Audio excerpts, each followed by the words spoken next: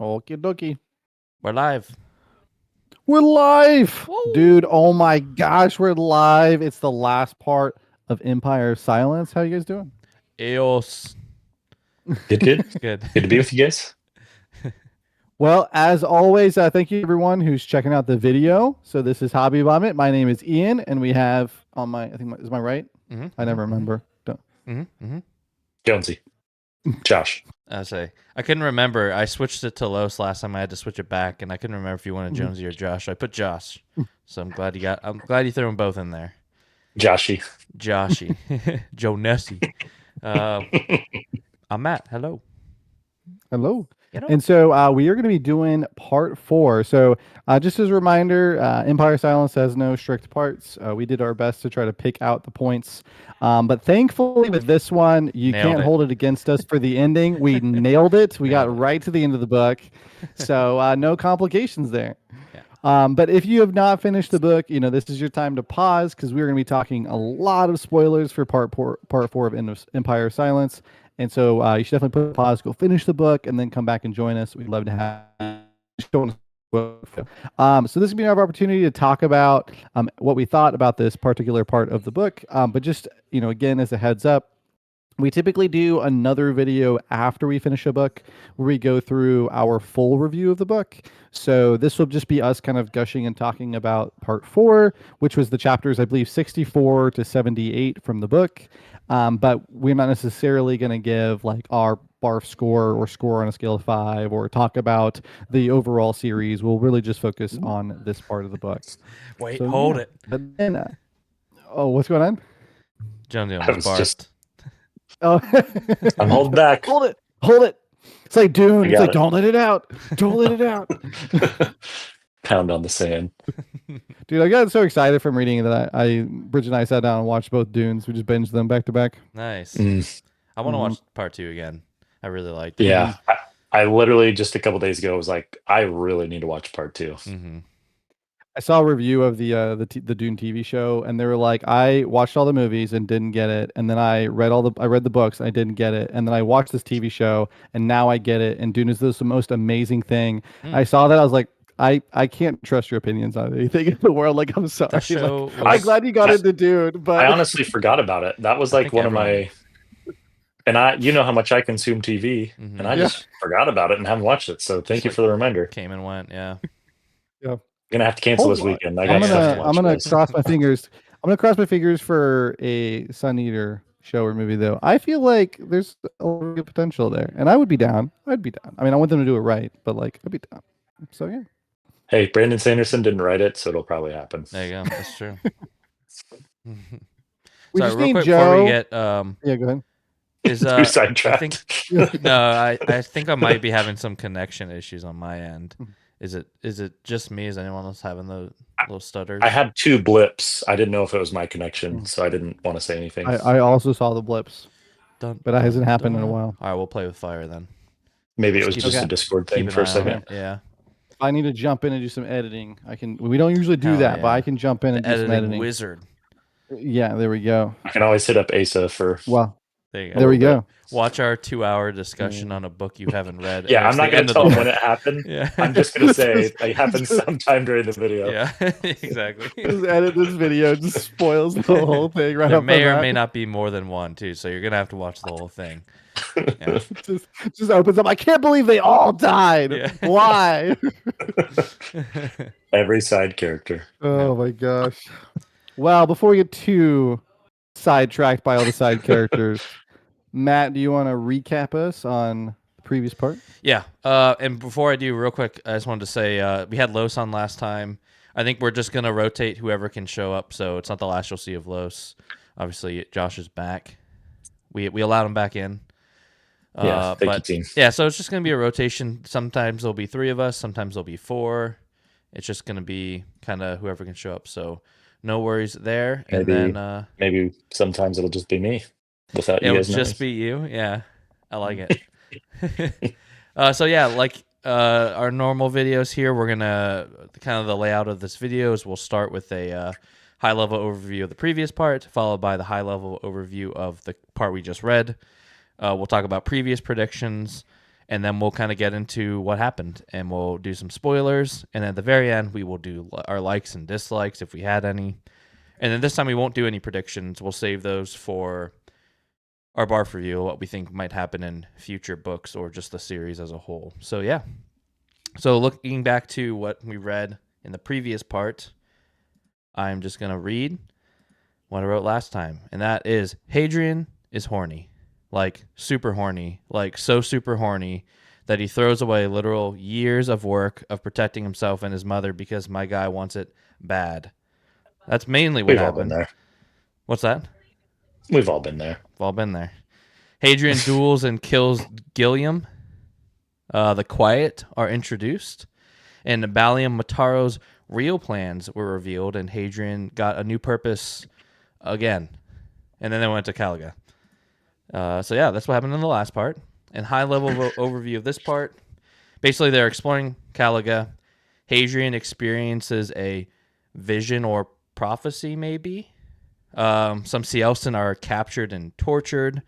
We learn more about the Cielsen, and Hadrian sets off to a new world. And that's kind of what happened in this part.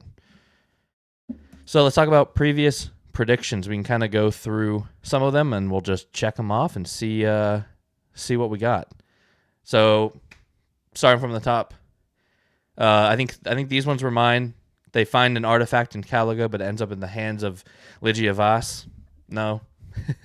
Valka and Hadrian get separated. No. Hadrian leaves Emesh. Woo! We did it. It's happening. It's finally happening. There was a second where I was like, is he seriously not going to leave at the end of this book? That would be crazy. Sir Elomas is a traitor. Barely even in the part. I think those were mine. He was a traitor to you. He was a traitor to me. I know in a previous one, I guess I didn't copy them over, but one of the ones I definitely thought was that Ananias was leaving with Hadrian. And of course, if I name a character that's going to continue, they aren't going to show up anymore. And not only are they just not going to casually not show up, Hadrian himself as the narrator says, "And I never saw her again." I was like, that's about right. That's about right for me. Kind of just missed all over the place.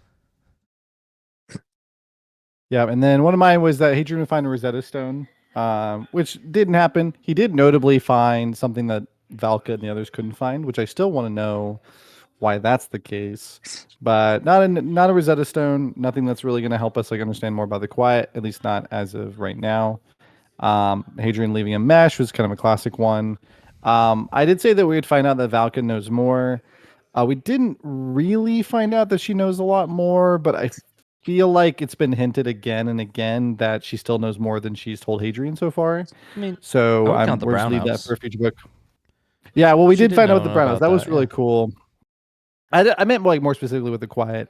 And I think there's still more we're gonna find out. I'll take it. That's fine. We'll call it. It's an overtime. It's extra time point. We'll take it. And then Lygia Voss becomes the next villain.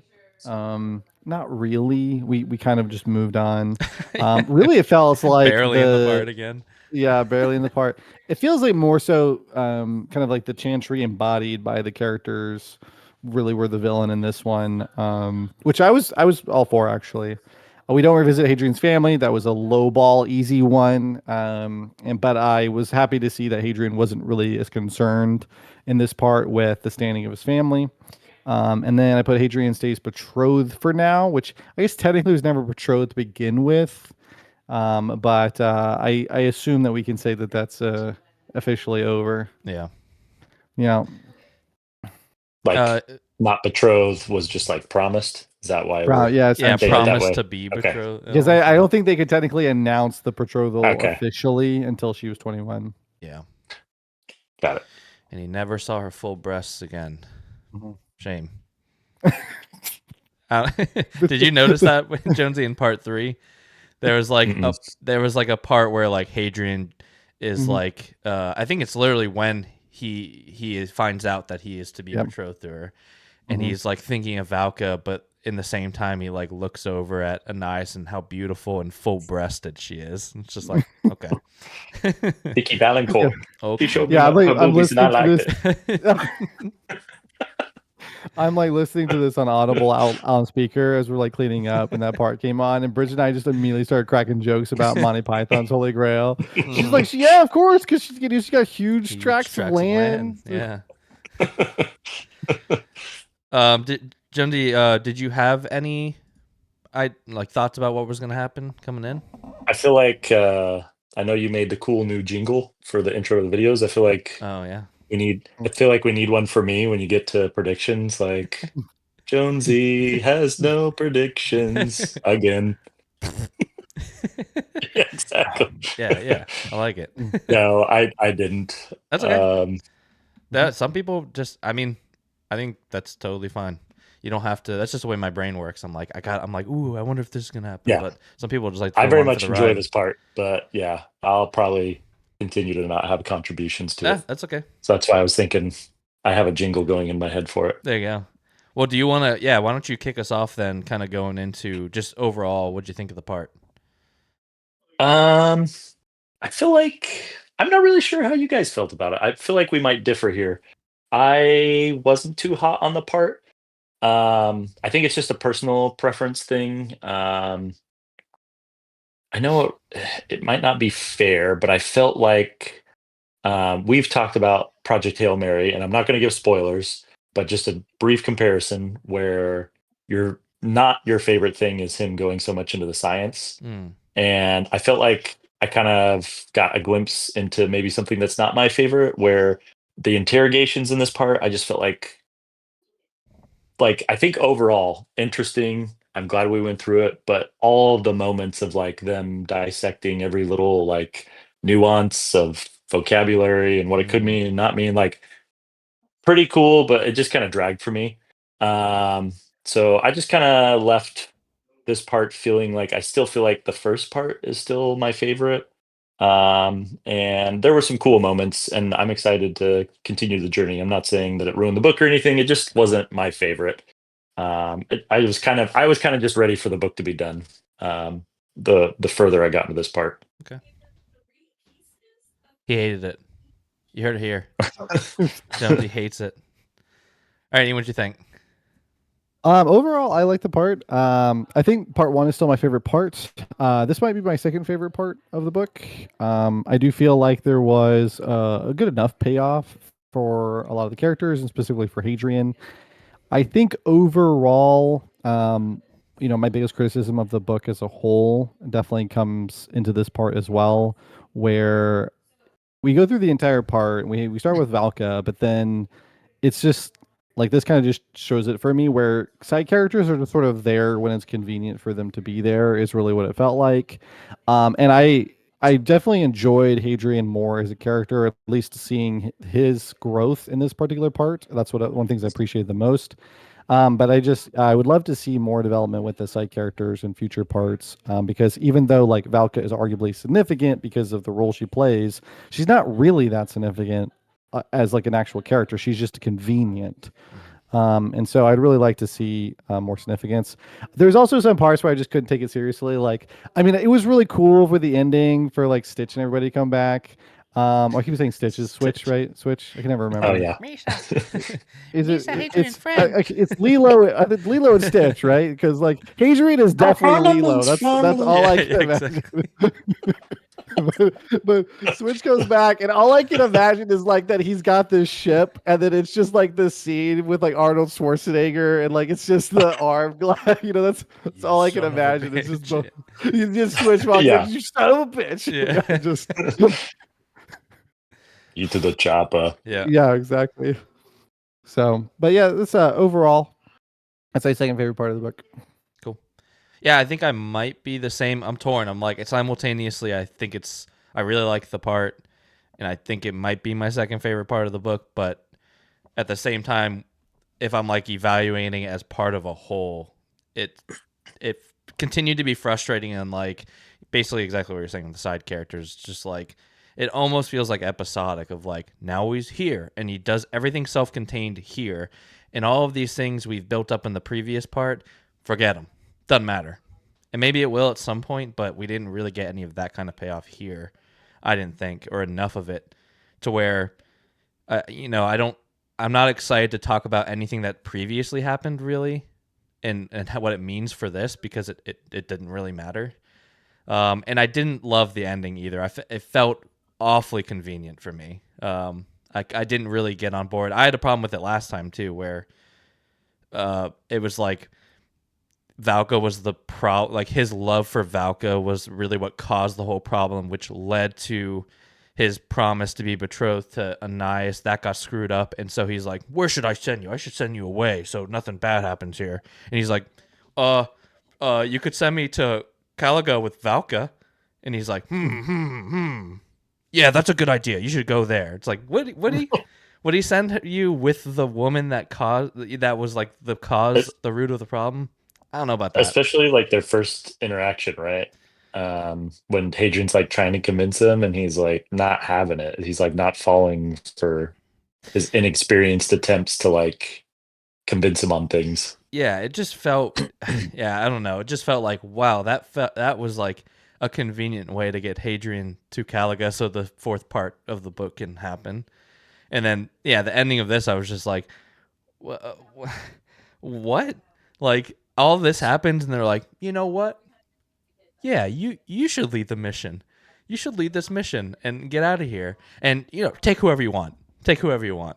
I don't know. I just felt like, really, and like it just bothered me a little bit. I mean, like I knew we had to get there, but it wasn't like everything goes right for Hadrian, but things go wrong, which makes things go even better than he originally hoped. And it's just like, man, it just felt convenient. But I actually like loved you're talking about the whole like the nuances of the interrogation. I think it worked for me in this part more than in Project Hail Mary, because Project Hail Mary, right, he's like a super smart scientist. He knows all of the science. And so it's just him telling me what the science is.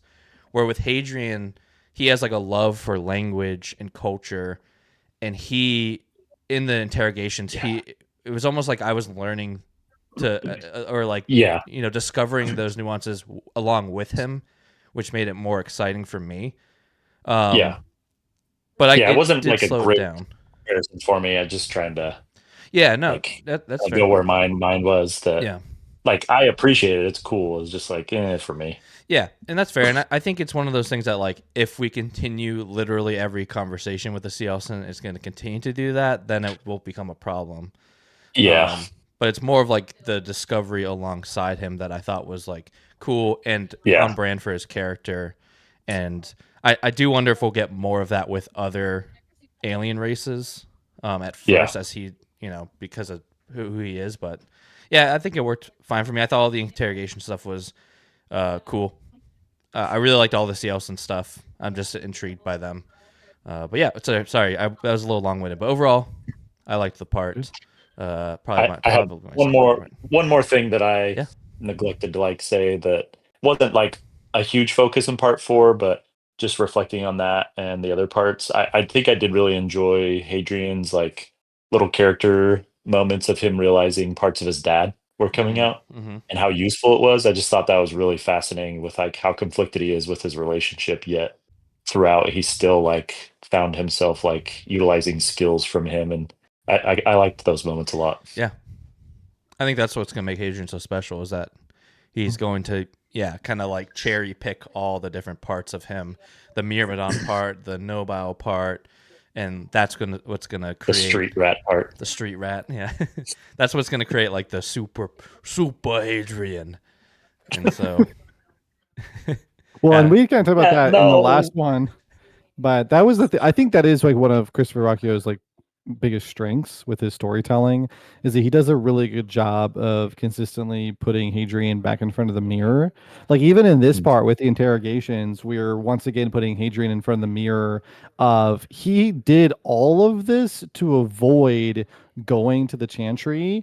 and ultimately finds himself cooperating in the interrogation of Cielson, which is exactly what he believed he would be doing if he was to go work for the Chantry. And so, again, and then okay, I know it's like when I say he, it's the author, right? Oh. Through the characters, even drives home that point.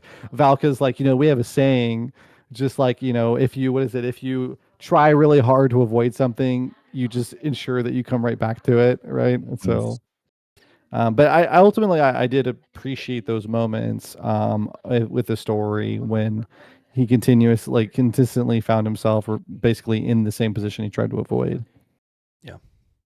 Yeah, same here.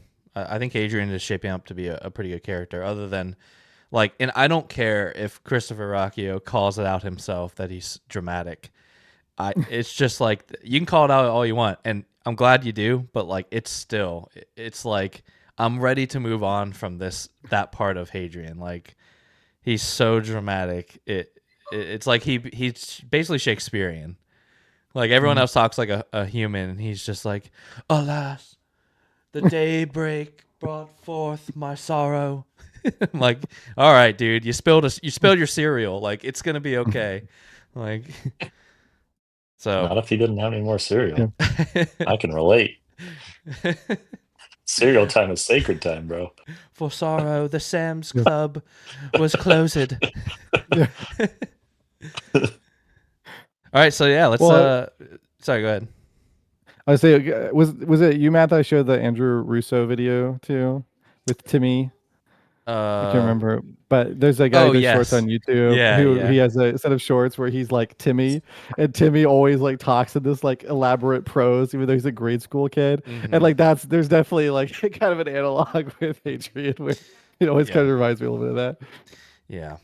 Well, real quick, so I mean, people already know we're in spoilers, but I just want to talk about. I have the Broken Binding edition, and I kept seeing this, and I kept going, when's this gonna happen?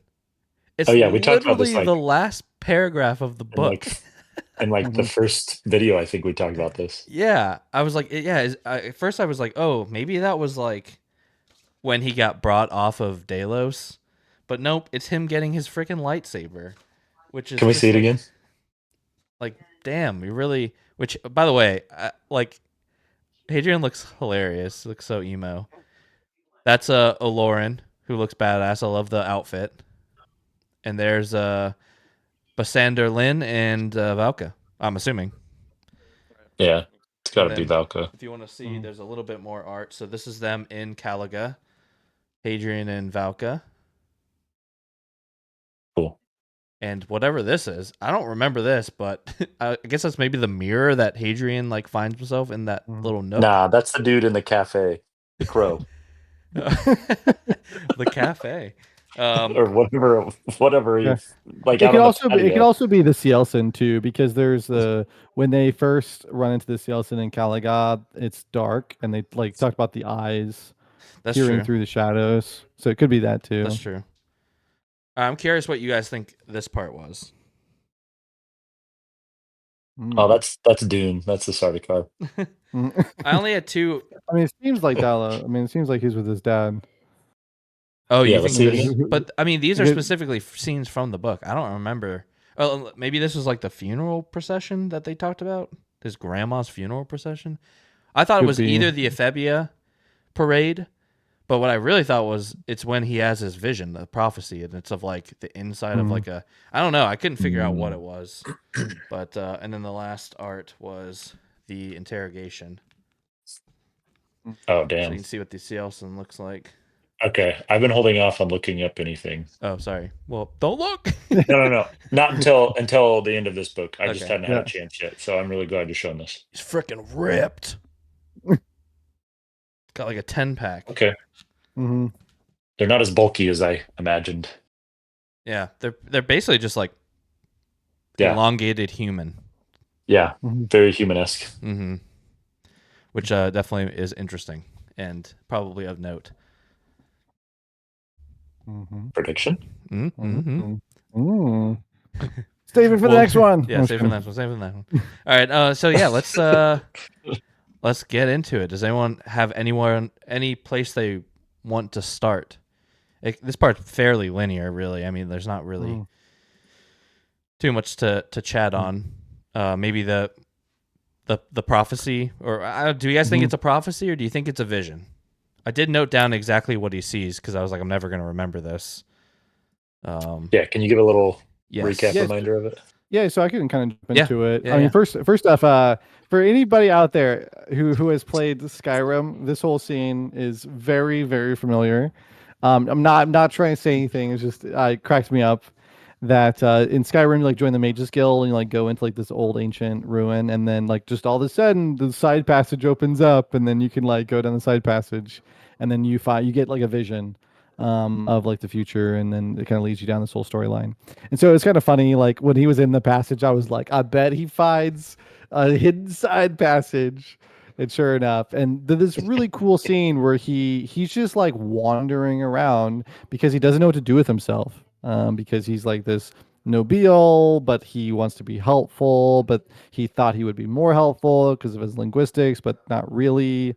And so he's just sort of wandering around, and he just sort of gets drawn to this big open chamber, and then there's this hidden side passage, which I think the implication here is that for some reason or another, whatever is sort of mechanically going on with this ruin, like reacts to him, and and most likely because of his blood. That's my. I know I'm supposed to save predictions for later, but we know that when he touches like the one of the initial artifacts before they go in, he like almost burns his hand because it's so cold. And it has literally no effect on anybody else so far. And so one of the things that's kind of interesting is that he actually goes into the room and goes to the end of the room, and he doesn't see anything. But then he starts like coming back, but he's got his hands on the walls, kind of like feeling around, and then that's when he notices that there's a side passage. And so then he manages to go down the side passage. He comes to this massive mural, and he sees himself in this mirror. But the self he sees isn't obeying the traditional laws of physics. And then he has this vision or prophecy where it's very Dune-esque, right? He sort of sees the future. We see like there's sort of the future of him as like Sun Eater.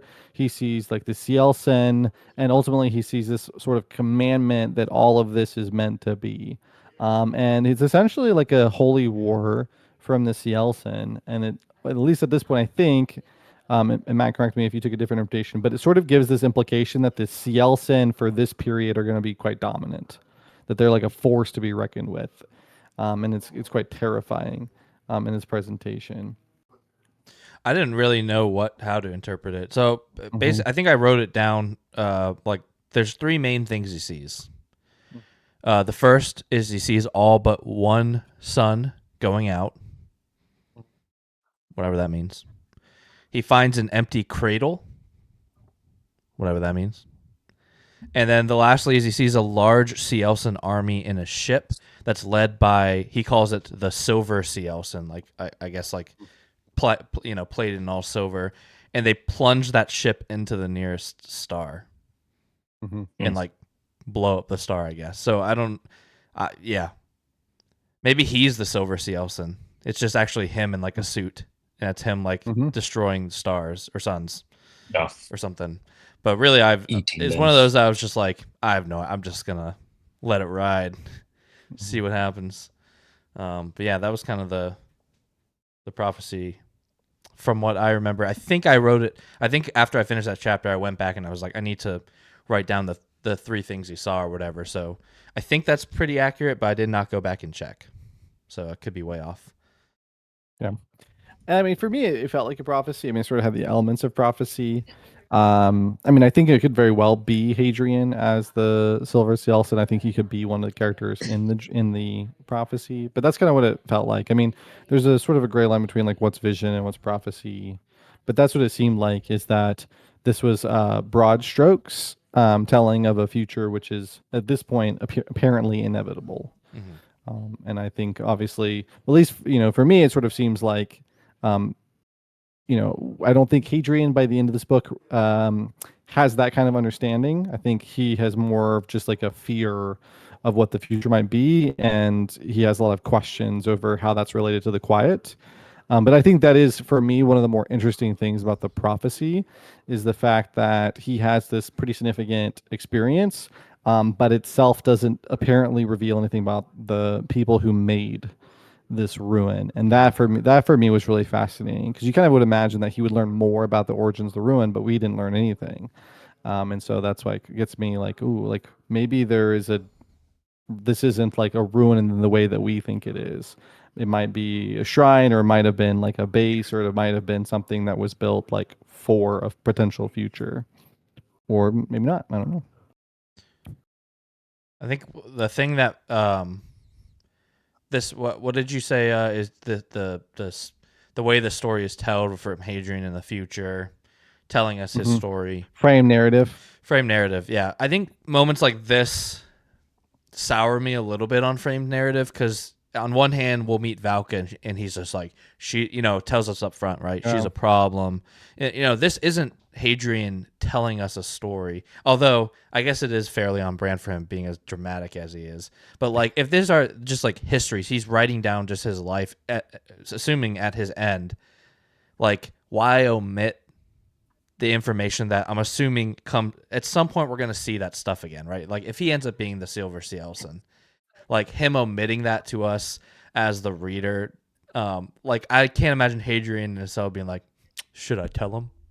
Nah, I'll tell him in 5 books. Like, no, dude's like on his, on his deathbed, presumably. So I feel like the frame narrative is interesting for me. I like it.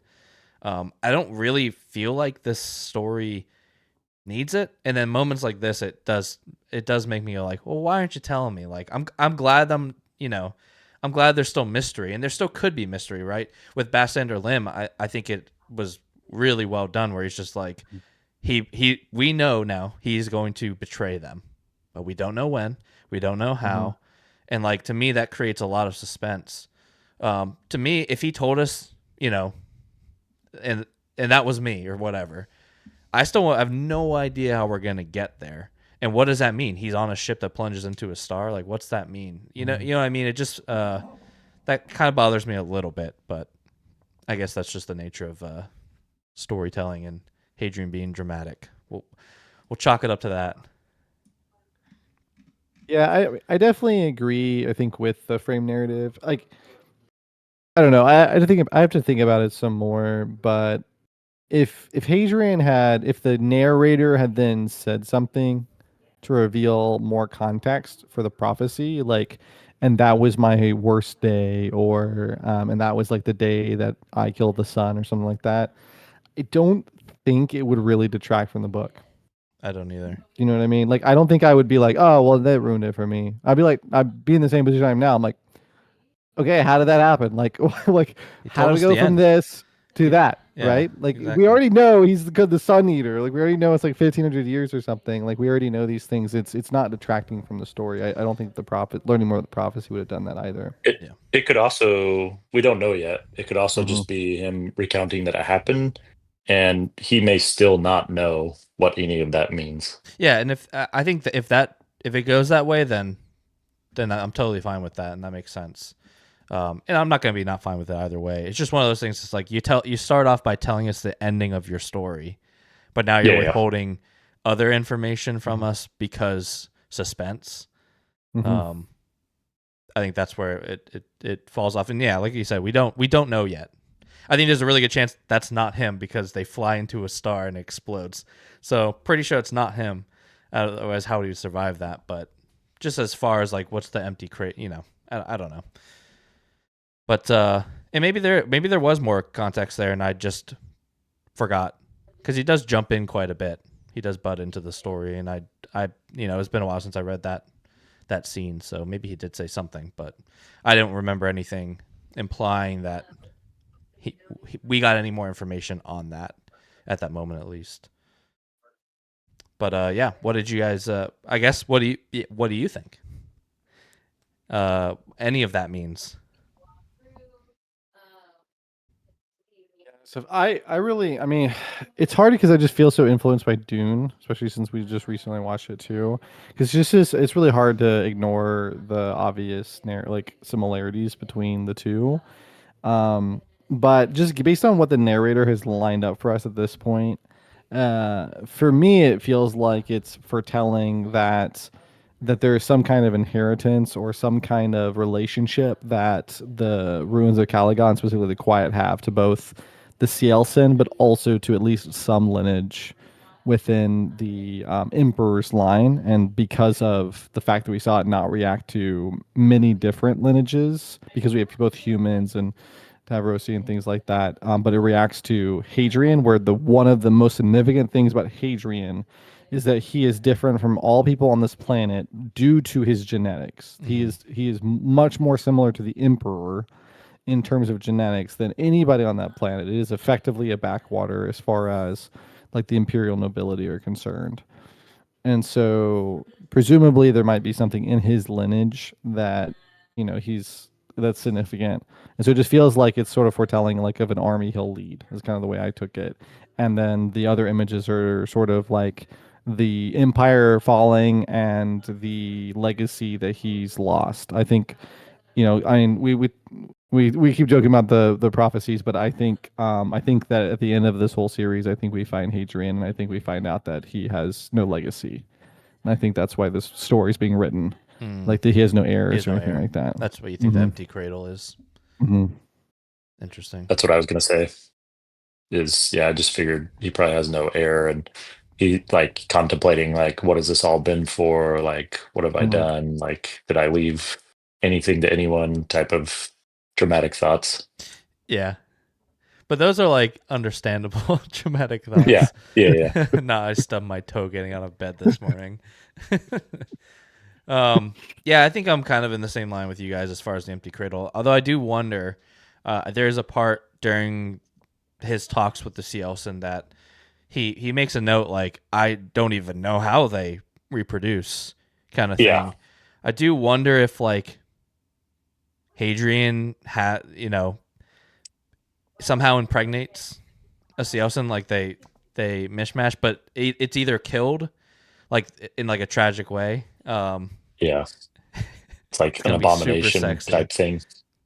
Yeah, something like maybe the genes, something goes bad. Hmm. I do agree. I think at the end there won't be an heir, but I do wonder if it's gonna be like an Avatar situation, right? It's like a guy going into a culture he doesn't understand, and then being accepted and mating. Although I guess it takes Valka. I don't know what that means for Valka in this whole thing. I would love for him and Valka to just be like, just because, like, move past it.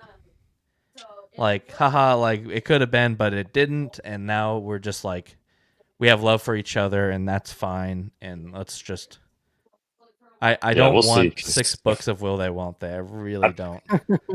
I feel like one of the first things he said when we encountered Valka, right, was that like he was going to be spinning or like know her for a very long time or something like that. Yeah, I think I could see because she's clearly part of the crew at the end. I could see it like to Yeah, where they're just like they are very close and almost like a best friend yeah. way She's like with part of the like team. yeah, exactly. It's just it becomes very platonic, and I kind of hope it goes that way, or they just get together. I'm okay with them getting together. I think they obviously have chemistry. It's just the will they won't they part that's just like Jesus, like do something already. Like come on, that's the part that bothers me. But yeah, that's kind of really as far as the sun's going out. I think we just kind of know he starts. I mean, I think he's gonna start killing some suns at some point. But I do like the connection you made to like maybe that is the empire kind of dying. And then as far as the large Saleson army, I think that's just him leading the army. Uh, yeah. So yeah, I think interesting prophecy. It definitely, yeah, from like the first chapter of the book to like contemplating the prophecy about the sun's going out and like what we know he's going to do. And after finishing this book, it's like he just feels like he's trying to do the right thing all the time. So it just feels like such a weird place that he's going to end up on that I'm very fascinated to see how it all goes. Yeah, I feel like I want to read that first like 2 pages again, where he just like drops a bunch of info about what's gonna come because I don't remember exactly all the things that he said in the beginning. But I might do that. I feel like even after every book, it'd be worth revisiting that first paragraph. What? Kelsey's in my office grabbing something. Uh, Sorry. She's like crawling around. it's like that video of the like governor on like a Zoom call, and his like kid She, opens the door, and the yeah, mom comes in. And she literally just said, "I'm just gonna scooch right by you." that's I funny. couldn't find something for her earlier, so sorry for my unexplained giggles there. No, you're good. Now, as far as Cielson having children, I have a theory for you. Okay, you ready? Is it the worms? Space storks. Oh Think dang! about it. It's Think about it. crazy. It's crazy. Do they float on their own? So they're just Yeah, like exactly. They're like, Yeah, they never flap their it's they wings. like can't the make they space can't whales make from any Treasure progress. Island. Yeah, That's why the cradle's empty. It never makes Yeah. it. It never makes it. Lost in space. Dang, I think you're onto something. So yeah, I guess we can kind of move on to the next part. So I was wondering if either of you remembered the Jadians are there, right? Olorin and Mhm. Lady Kalama or something. But they go to Calaga, the two of them. That's right. Do we remember why they are there? Why are they on this planet? Well, so they are on the planet because they are passing through. Okay. And they may have gave a explicit reason, but I don't know that we're really supposed to believe that that was the reason one way or the other. Mm, The strong implication is that they were in the neighborhood going somewhere else and then found out about the Cielson attack and took a pit stop, okay. Okay. which seems fairly likely. And then while they were there, the count like explicitly suggested that they go to Calaga to visit the ruins since they may not be back, right? Mm, And so they the kind of said it tourist was like thing. the sort of the one marvel of the planet, so to speak. Okay. And so that's why they go to visit. Okay. So yeah, they basically do the tour. Mhm. And also, by the way, I think, I guess, just touching on what you were talking about with possibly the his blood being the reason why the temple opened up to him or whatnot. He does tell Valka about that. He doesn't withhold any information, Mhm. and they go back and it is gone. Yeah, So I really didn't like that scene very much. I like that it played out where it remains a mystery to her, but I found her reaction to the whole situation. she kind of just laughs at him, basically. Well, she gets upset with them. She's like, "I can't believe that your people still believe in fairy tales and stories, and why would you lie?" yeah, And like, it Yeah. just seemed very over the top as a reaction. Um, for she has me, several like really like I just feel mm, like unnecessary like making him feel bad. I guess she like hates yeah, his kind, right? I get it, but Yeah, like but it's like she knows him pretty well at now. this But I point, guess yeah, exactly. He should have built up I some guess after the trust. duel thing, she's like, I'm just gonna let him have it every single time. He yeah. deserves it. Yeah. And like, I don't want to read into too much, but it was almost like this situation of, and I could understand like her being a little bit unnerved because they've been looking for him for several hours at that point, and he had completely lost track of time. I mean, Mm, he didn't really. He just time didn't wasn't like real for him because he was having this vision, this prophecy, right? This experience, and so for him, it really only had been a short while. And so I could understand like her being a little bit on edge for that. They thought that he like was missing, and they were trying to find him. But yeah, jumping to the fact that he was lying about that was kind of crazy. It just seems like for her character being so sort of to the material sciences, she would kind of just say like, she just her reaction would be like, well, maybe it did, maybe it didn't, but we just don't have anything to go off of. So I don't know what else to do, right? maybe she found it I could like kind understand. of like read into it as like an insult to her. Like she Yeah, failed at her. That's like her job basically, and she like if I couldn't find it, then no one else could. Like it didn't open to me, so I don't believe that yeah, you just walked down a corridor and you found yep. something Mm. I didn't find. So maybe she thought it was like an insult, but But like I feel like if the conversation had gone more in that direction, like if it had been the situation of, hey, like Hadrian, I've been over every inch of this for years, and we have never seen anything like that. Like we've used sensors, we've used probes, we've drilled, like we've never seen anything like this. And then just at that point, just be like, I don't know what else to like tell you. But like the fact that she just got really upset with him, just seemed like a very extreme reaction because he supposedly lied because he felt embarrassed about spending too much time writing on a continent in a ruin where they have literally nothing to do and it's easy to get lost. Like it's just not a, for me it's just like it's what's the big deal, right? Like I know you were looking for him and everything and you're probably freaked out, but like it's not like he needed to go do the dishes or something, right? Like it's just, Yeah. like I just don't know how else to put it. Like I mean, I mean, I don't want to be like crass here, but like, bro could have been taking some personal time, okay? Yeah. Like, it's just like we're jumping to some pretty extreme conclusions. So, So, yeah, after that, basically, the only other notable part, really, before shit hits the fan, really, is that Valka catches Hadrian and Nias macking. They're smooching. And again, this is another part. I don't really remember what Hadrian's. It almost felt like he was just like, oh, okay, like, this is my life. I guess I can't remember what his thoughts were when it's happening, but he didn't seem like super averse to it while it was happening, if I remember correctly. it was kind of mixed. There was a lot of through lines where he keeps taking that situation and comparing it back to the situation with Kira, Mm-hmm. where he was like, "Oh, this is how much Kira must have felt like."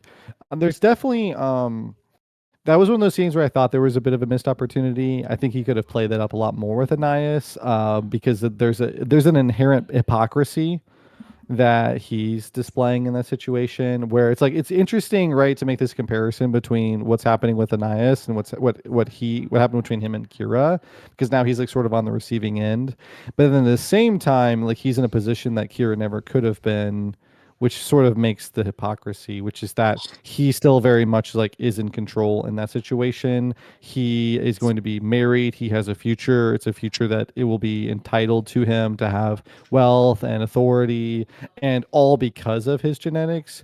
Where like part of the real significant problem with Kira is that she has to she would have to acquiesce because she doesn't have such a future, right? Um, and so it just we never really get to that point where we could discuss the hypocrisy. But I think overall he isn't too happy about it, but it has nothing to do with Ananias, but just like he just wants to choose for himself because he's still kind of a child. Mm-hmm. And then he just every time Valka shows up, it's like a high school drama, just like, oh, gosh, what never happened. Yeah. Yeah. And she even acts like that. Like she Mhm. acts like a mom that has like just burst into a room of her like high school son like kissing a girl. It's just like, oh, I didn't see anything. Didn't see anything. Make sure your clothes on. Clothes on. Yeah. Clothes on. Check. Meanwhile, like 3 chapters ago, Hadrian walks in and this dude's like schlong is just waving all over the place, and she's just like, "Oh, what time is it again?" Wait, what? That happened? Yeah. Was it Elomas? This is- Sorry, Lomas. yeah, just like she's just she's requested the services of a pleasure servant whose name is also pronounced Marlowe in the book. It's just like, Oh couldn't be yeah, a I more forgot. evident- Yeah. That Yeah. actually happened. Yeah, Yeah. So another one of those like scenes that like now that I've got to the end of the book, I'm like,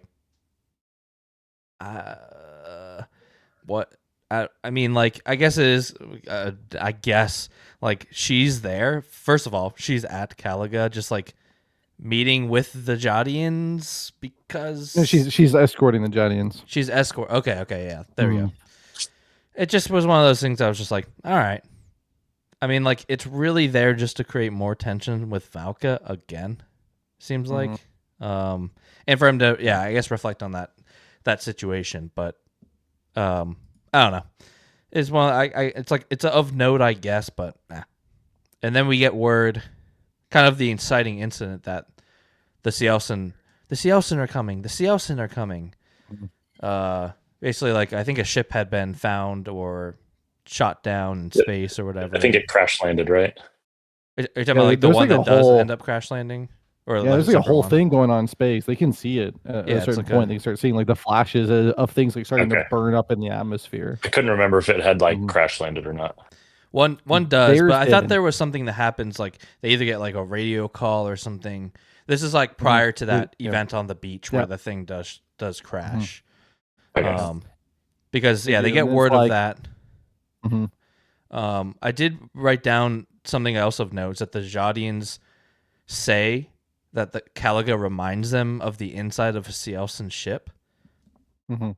So felt like noteworthy. They know what the inside of a Cielson ship it looks like, whether that be from just warfare and seeing one that way. I can't remember if they say how they know, but I want to say at least Hadrian internally questions it. Yep. So it really could just be warfare, and like they've shot one down, because now we see it's not like they're total mysteries to us. We've seen prisoners. A ship is going to crash land here, but that does kind of lead up. It makes sense when we learn what we learn later on. But I didn't write down. Do either of you remember kind of the context of what Hadrian and Valka's? They have like a talk on the beach. Is it just more will they won't they stuff? Or is there any actual significance I don't to even that remember. conversation? Yeah, I don't really remember it either. No, it's definitely the significance of it is it's basically the first time that they talk after she gets really mad at him. So it's really just it's kind of a will they won't they, but it's just sort of an opportunity for them to move past it, while at the same time it's not really that satisfying resolution, because they move past it by not acknowledging it. And then we don't see her again to the end of the book, Mm. which is just crazy. But yeah, Well, I guess sort of. I mean, we see her again when she helps him with the Cielson. but Yeah. that's about Like Oh, the you're right. escape. You're right. The escape Yeah. plan, right? Yeah. When she just, like I said, then that's kind of where that whole convenience thing comes in, where she's just sort of conveniently there. Yeah. You're right. So yeah, after that or during that talk, really, it's almost like interrupted with that. They see the space battle happening, and a ship is crashing to the beach, and they basically need to abandon the beach, and then it crashes, and they're going to the ship basically, and I think they find it's been abandoned, and they kind of lead a team. I think he joins the legions, who are also there, also escorting the Jodians. Well, no, so I'm pretty sure it wasn't a Jodian escort or there was Jodians and there were like members of the Legion, but they come there to evacuate everybody from the ruins of Caliga. So like those legions like come there to get everybody off, and like by like again explicit order of the Count, like get everybody out How of the fast ruins. can they get there? Because didn't it take them like 6 weeks to get to Caliga when they were first traveling there? I don't know how long it took. I thought it was to like get to weeks. I don't Caliga. remember. And but it could also have just been like it could have been Ananias's escort. It could have been that Legion. Like I don't know. Yeah, it makes If sense. they- Like if yeah. someone Yeah. like of her nobility would have an escort with her, and they don't really say it doesn't seem like it's that big, but it is like a small, almost like a marine. I feel like a small little like Marines group. But yeah, but like they're essentially evacuating and trying to get everything like onto the ship that like Ananias had brought with them. And then he, strong arms one of the like sergeants or one of the guards to essentially let him equip himself and go with the Legion to inspect the ship. And then he deduces that they must have had an escape pod or like a drop ship. And then we get to, again, some of those like, interesting elements of like, oh, there couldn't be an escape ship because we would have noticed it. But like, did you notice it when they showed up on your doorstep? Yeah. Like, nope. Okay, let's just assume that they can do things we're not prepared for. Yeah. And then they're like, well, if there was one, where would it go? And he's like, well, it's got to be Caliga. So, and then they go back to Caliga, and then we do get I thought the scene they go into the temple, the ruin, I thought that was really cool. I guess we can call it a temple now, though. Yeah. But I thought that was really cool. I thought so too. Yeah. So he goes with Lauren and Basander are also notably with them when they go into Caliga, and then it's basically like aliens. Like it's just like Marines trying to kill these alien creatures, but yeah, to me, like the worm part was just like Bree and I. We stopped Bree and we are like, "Whoa!" Like that was awesome. Because I was just like, why is this dude? Is he just like screaming because he got like, I can't remember if he gets bit. He gets bit, right? Like in his neck. There's like Well, some it's like drilling unnamed. out. It's Huh? drilling out of his neck. Drilling out of his neck. Yeah, no, but I mean the thing Yeah. that gets it in. Like I Yeah. think he gets bit, and then he's just laying on the ground screaming and screaming and screaming, and then it like drills out of his neck, and it's big. It's not like the alien in Alien when it first. It's not like the chest burster, who's like this small little thing. He says it's as big as his arm, which is like a big This is old like why worm coming out of your neck. Like, and that's fast too. That's a fast turnover rate because I think in the beginning of the battle he gets bit or scratched or something that like gets it inside of him, and then by the end of that battle, it has burst forth. that's why I'm always really wary of street tacos. All right, Worth it. that's it. Good night, everybody. Yeah, I think the battle was fine, but that part was really, I was like, oh hell yeah, like this is like Alien basically, and like that's like a serious weapon they have. If it's like that quick of a, I don't know if you want to call it an incubation time or whatever. Yeah. But Just add water. yeah, basically, yeah. So yeah, I thought it was awesome. I didn't realize that. I just thought this guy was like bleeding out and like screaming because it hurt, and then it was just like, Yeah. and then it burst forth. And I was like, okay, hell yeah. So that was pretty cool. And then I think O'Loren just like immediately whips out his lightsaber or whatever we want to call it, energy sword, and slices it in half. And I think Hadrian tortures one there, right? Yeah, and that's kind of one of our first significant moments is sort of like in the heat of things, he basically they have this Sialsa and he says like don't kill it, right? Like I needed to question it. We do get the confirmation that yes, he can, communicate with the Sialsa. We for sure he's a lot more fluent than he he always gives himself credit for. Um Now I do like the fact that there is like throughout the book that it's littered that like he's actually a lot more direct in like technically speaking, like what we're hearing is more direct than what actually would have been said. He says this a lot where it's just like he had to find the words for something. So there is kind of this idea that like even though he seems really fluent, there's a good chance that a lot of like what he's saying, he's having to find other ways to say it because he's not as fluent as he would like to be, which I think is kind of a cool. Like I like it. I like that we're not really having to deal with all of that awkward language, but that we know it's happening. I think that's kind of neat. But yeah, Bailey questions it and he grabs like one of the stun guns, like make sure it's on stun, so it just like hurts like hell. And he just gets caught up, and then he's like actually like shaking because he's just like so much adrenaline and things like that. And he ends up shooting the Celsin in the face. And that's how he ends up getting the last piece of information. Like just like a big like electric burn right in the face. Yeah, so he's basically asking where their captain is, and he does get that information. Yeah, Hadrian goes through lots of phases in this part of the book of like, I don't want to be a torturer to like, hell yeah, torture, baby, let's do it, I love it. To like, but it's wrong, but it's wrong. Yeah. Like, Yeah. do you think it's wrong, dude? Because you're doing a hell of a lot of it for it being wrong. I But don't want to yeah, be a torturer, Wants but to in make the sure old it's him days. doing it. Oh yeah, there you go. that's Yeah, I would it. have loved that. I don't want to be a torturer, but in the old days, back when they had this show called 24 with Jack Bauer. Ian gets it. I would say I don't know if I get the 24 joke. Everyone who grew up in like a super Republican household, man, just 24 Jack Bauer, just like I don't want to be a bad guy, but if there's nukes trying to bomb my country, I'll be the bad guy. It's just 24 hours of just Keith Sutherland hunting down whoever has the bomb, torturing anybody he needs to torture to get that information. Yep.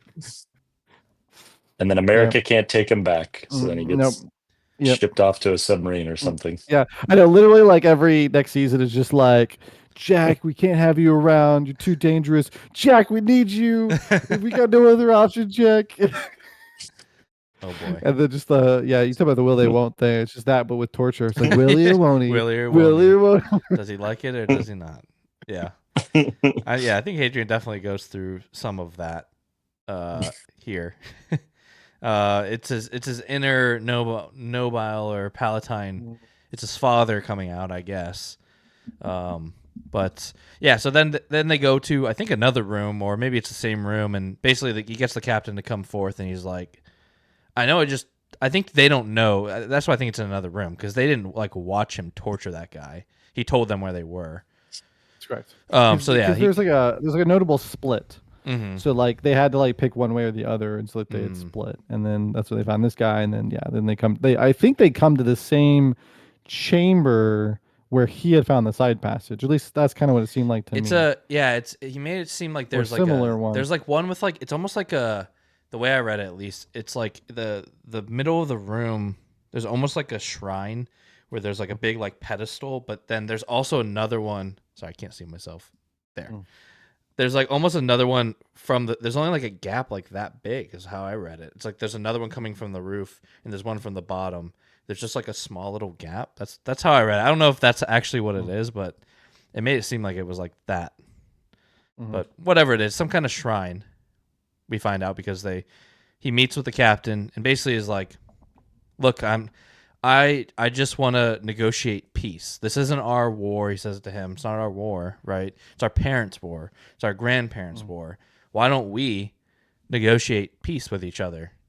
Which is genuine, even though it's ironic after he just tortured one. Yeah, and it's so fascinating too, because I mean, he just kind of jumped into this. He like convinced everyone to do it. He hasn't really talked like from the top, like all the way to the top, right? So it's just really interesting to see him like try to like do this, but he has no real like direction or promises to like get.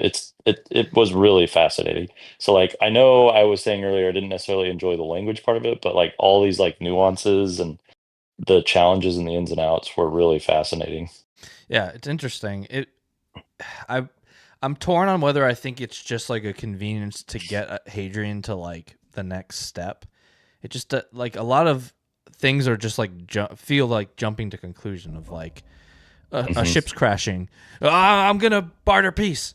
Like, what? Why? Like at what point? Like, I know Hadrian's like he's barely touched on that. Like, he's just like, this is what I'm doing. This is what I'm doing, and everyone listen to me, and everyone's just like, yeah, you do that, and they just like let him.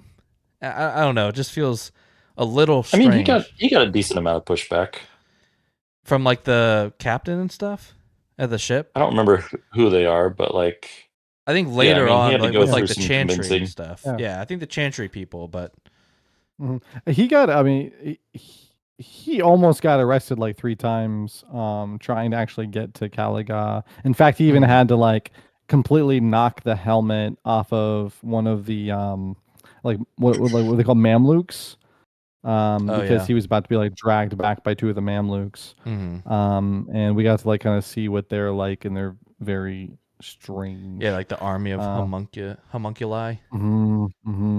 So, I mean, basically, what it came down to is the fact that he was able to, like, argue and be disruptive for long enough that they really didn't have a choice but to take him, because it was clear that he was just going to keep wasting time and be difficult, and so it was just easier to let him go along because they're pressed for time, because they, at that point he had made a convincing argument that there were probably survivors that had crash landed, and so they didn't want to be wasting any more time arguing with him, where they wanted to be out there searching for those survivors. Yeah, I guess my biggest thing is like up to this point in the book, I don't know if I necessarily felt like Hadrian's purpose was to end a war, rather than just like he wants to get off the planet. So like, was he seeing this as an opportunity to get off the planet, and that's all it was? Like inside, he's like, I can negotiate peace. In order to do that, I'm going to need to leave with them to do that, and I can get off Emesh. Or is he really like, I truly want to do this? I just don't know if there was enough evidence for me to be like, yeah, in this moment, Hadrian would be like, finally, a chance to, broker peace between these 2 warring nations. I Yeah. just see it more as like, at least up to this point, I think what I see him as is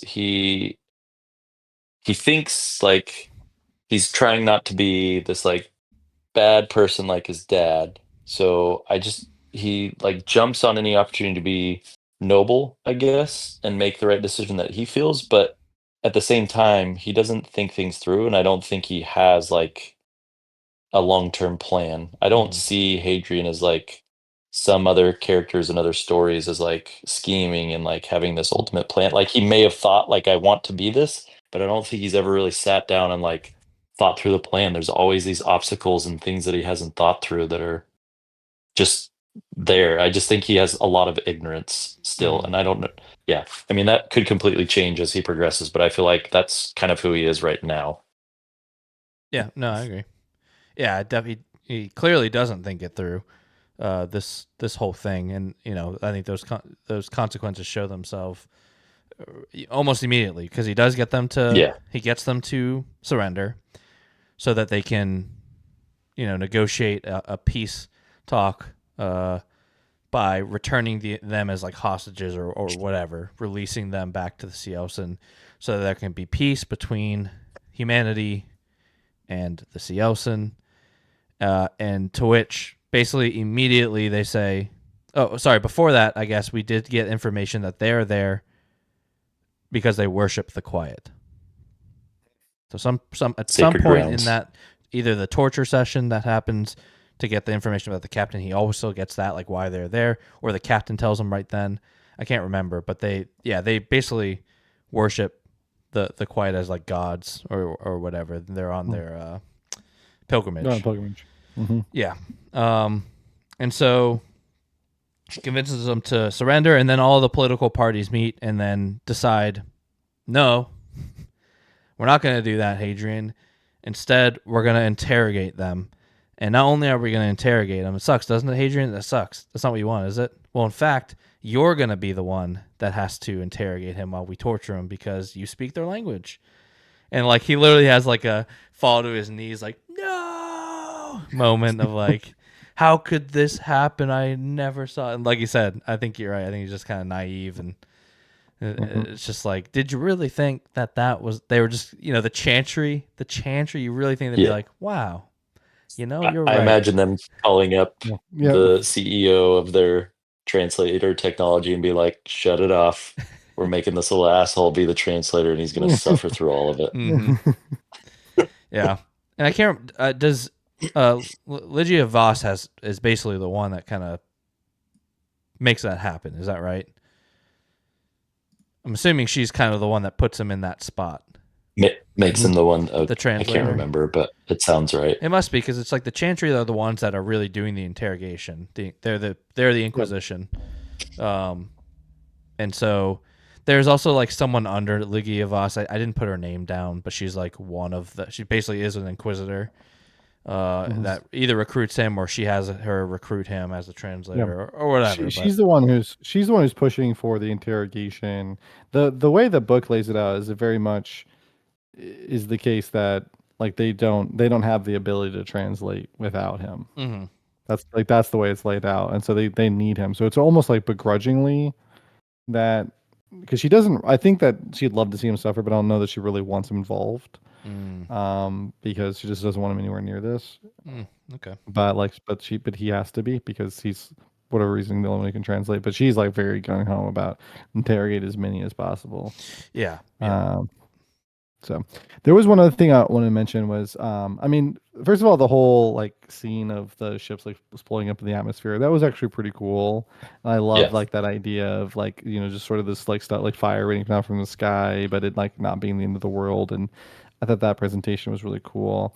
We are going to get some things that are reinforced later during the interrogations, but we do get a very notable implication when they talk about the fact that the Cielsen were there to visit the Quiet, which is that, and I don't think it's really brought up too much, but that it's now very possible that the Cielsen have in fact not been waging war in the Empire, but have instead been specifically choosing planets that they believe to house ruins of the Quiet, and that might be why there appears to be no particular pattern to the planets that they're going after, or why they might appear all of a sudden like deeper into the Empire's territory, because it's not about them going after strategic targets, but actually going after these specific places. And then also why the Empire might believe that they're nomadic when they're not actually nomadic. It's just they have a cultural habit of going on pilgrimages.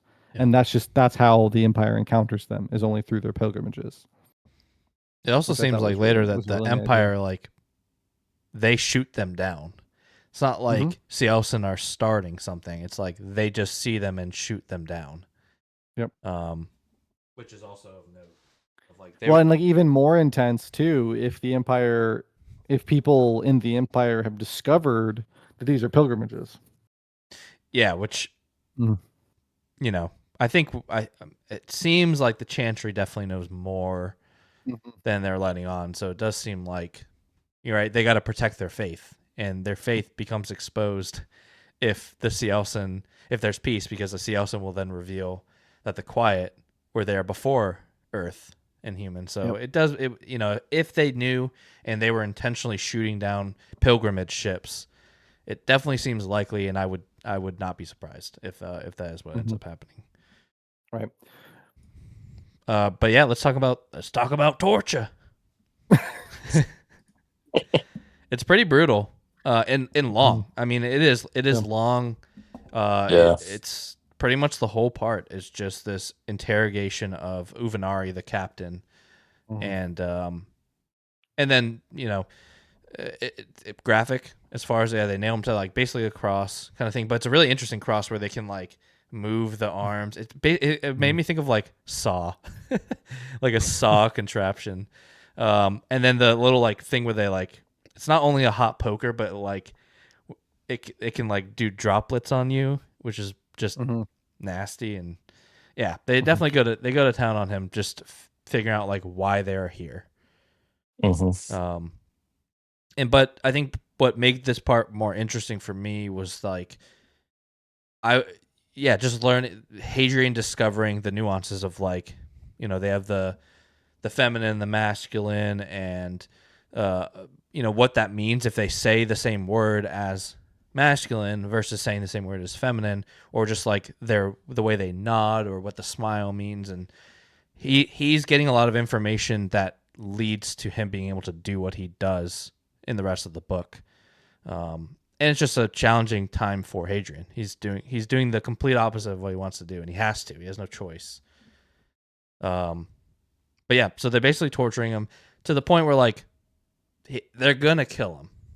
I don't know. I can't remember if they say it. They're just gonna kill him and move on to the next one. But basically, that's what's implied. And so at some point in between these interrogations, Hadrian does meet up with Valka, in which she reveals that she has been the one creating these brownouts with her what do they call it? Some device in her head. Neural lace. A neural lace, which is Her brain something thingy. that the Demarchy presumably all have, or a lot of them have. All of basically all of what they would consider like the nobile, get them as children. Okay. So yeah, so that's makes a lot of sense for her. Like why in the previous parts, he's like, we can't be talking about this here in the castle. She's like, nah, we're fine. Like, believe me, we're fine. Which I like. Have you guys seen Ex Machina? It reminded me a lot of Ex Machina, where like there's these, brownouts happening, and that's when like the real conversation happens. Yeah. And, so it definitely reminded me of a little bit of that when he starts using Valka, or they work together rather, to come up with a plan to essentially escape with the. I think so. What's the plan? Really, the plan is just to kill Uvenari. At this point, there's nothing he can do. They just want to. He basically begs. He talks to the prince. We don't really know if he's a prince. Tanaran. Yeah, it's like pronounced like Tanaran in the Tanaran. book, Okay. But. So yeah, basically in the first kind of torturing or whatever, we find out that Tanaran is. They have this like big guy named the Aeta. And he is somehow like they call him the Baton or something, which is like we are root. the root, or like they call it like almost an extension of the Aeta's authority, or a prince, or something, some kind of basically their culture's nobile.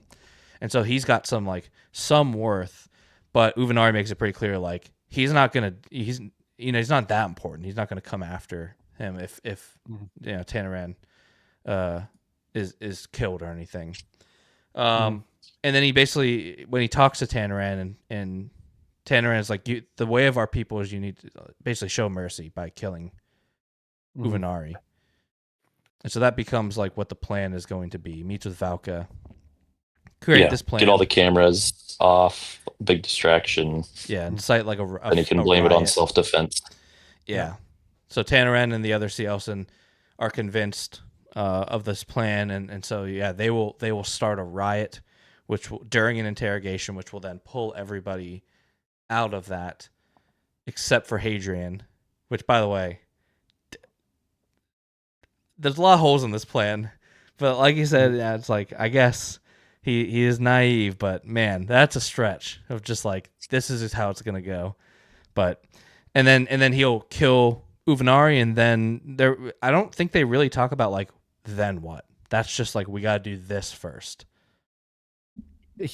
So my understanding was like he fully accepts that he's gonna probably face consequences. Like he pretty much is like, yeah, they're not gonna have any actual evidence, but they're gonna come after me because they're gonna know like you just straight up killed the guy. Yeah, it doesn't matter. I promised that I would kill this guy, and I got to keep my promise. But what's the plan as far as the rest of the Cielson? Oh, like it's like what's gonna happen with the prisoners? Yeah, it's just like then they're just gonna interrogate them. That's the. I mean, they might. Yeah, I mean, he even says at one point, because his he was hoping to get the interrogator to basically focus on the other Cielson, and so he had revealed the information that other person was a prince. He was going to kill Uvenari with the full knowledge that might condemn Tanaran to be tortured. Like he even says the same thing. He's like, I hope that this doesn't condemn Tanaran to be tortured, but it probably would. It probably will. Mm-hmm. So the plan, yeah. I kind of read into it like the plan was like he gets in there and like claims it got out somehow and attacked him, which basically ends up happening. Yeah, there you go. He's more of a mastermind than he thought. Yeah, exactly. He knew it. Let me check my notes to make sure we're not missing anything here. We get more info. He tells Valka. Valka now knows that Cielson worship the quiet.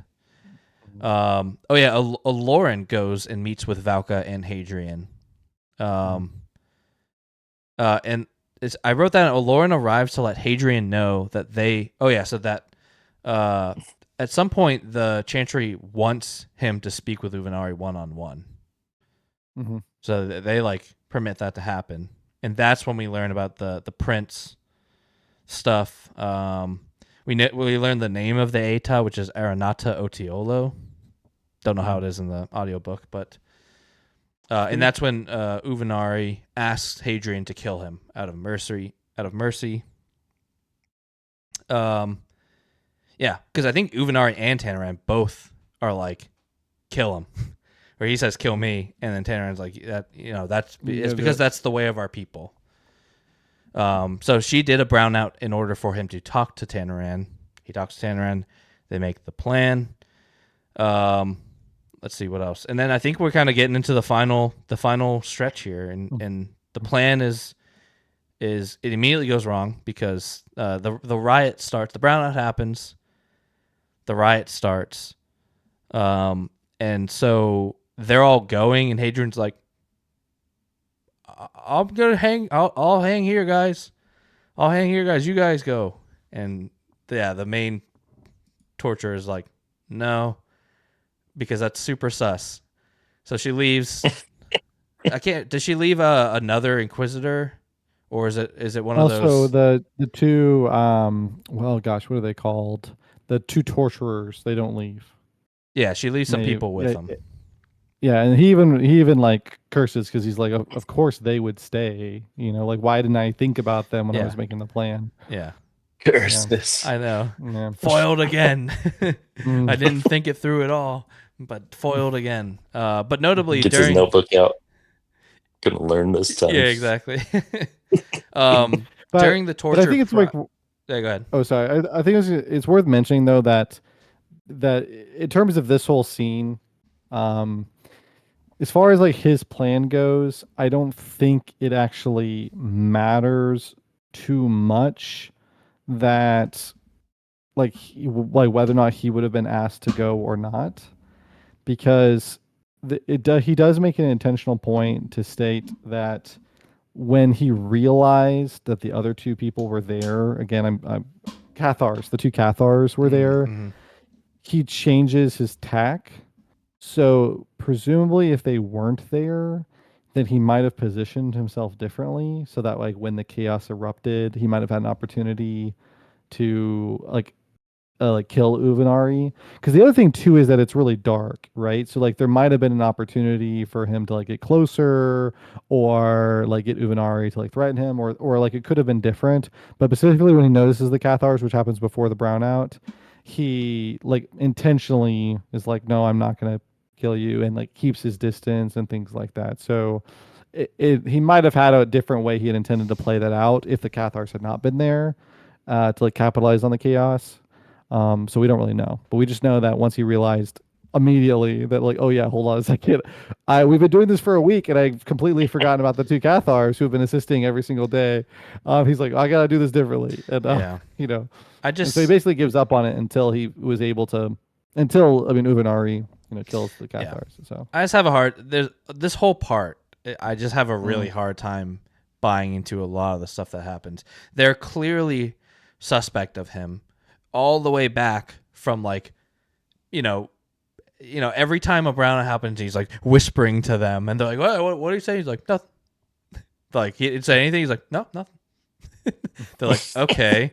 I think one of them even notes that the brownouts happened are like convenient, and they're suspect of those as well. And just like Hadrian, who is super upset that he didn't want them tortured. He's visibly upset when they have him become the interrogator or the translator.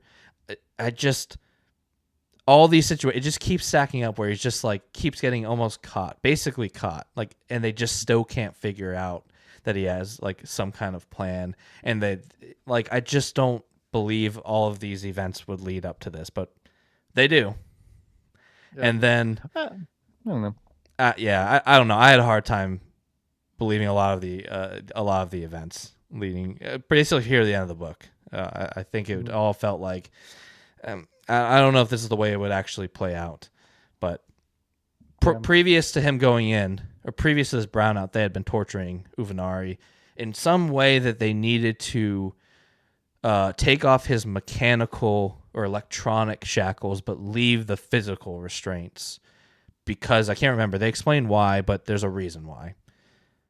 And so because of that, when the brownout happens, Uvenari gets out. He can release himself because he no longer has the electronic things. Oh no, I'm sorry, it's the opposite. They remove his physical ones, and it's only the electrical ones holding him in. Then the brownout happens, which fries the electrical ones, and so he is freed.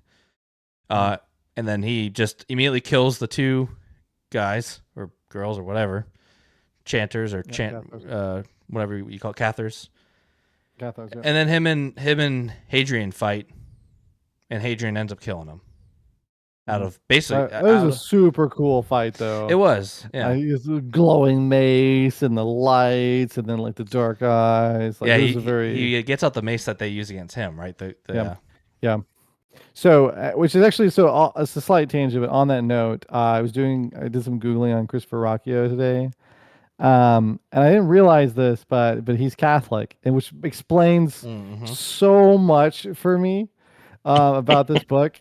The moment I realized that, I told my wife about how there was that point where I think it was in part 2 where you're talking about him being the prose being slightly pretentious because of the references back to like Rome and Greece and like the things, and I'm like That makes sense. That's just classic, classical Catholic education right there, right?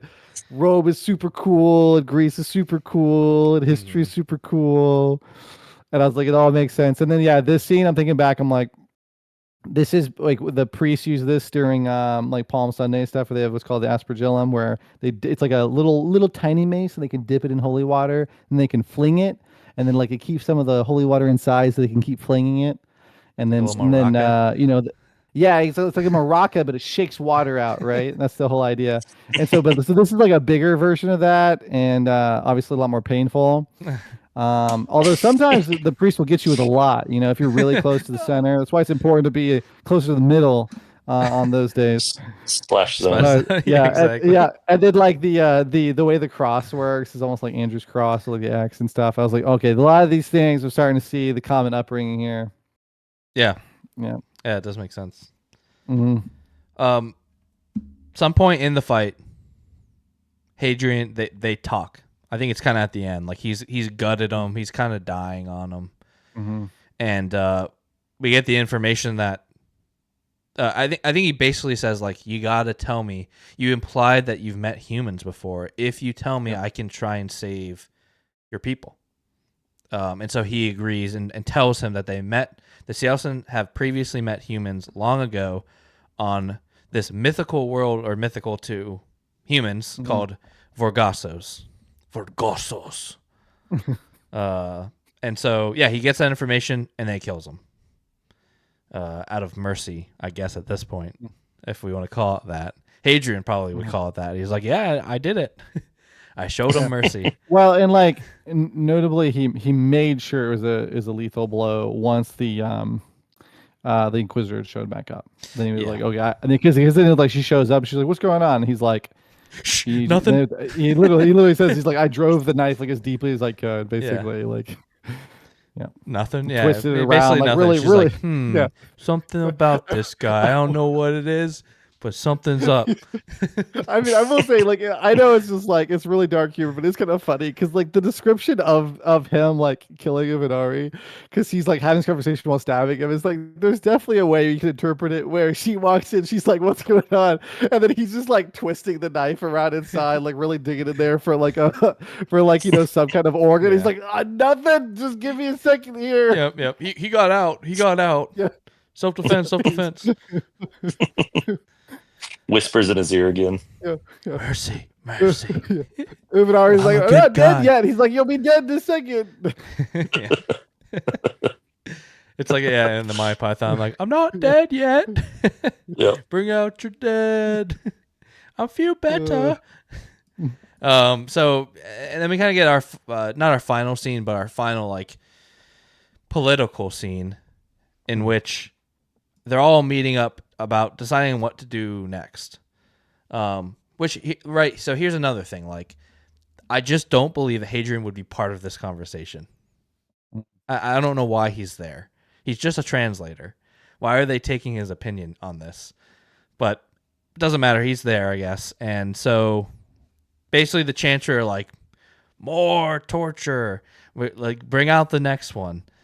And then we get this character that's like kind of been there for a while. Who did they call her? Smythe or Smith? I think it's Smythe. Smythe.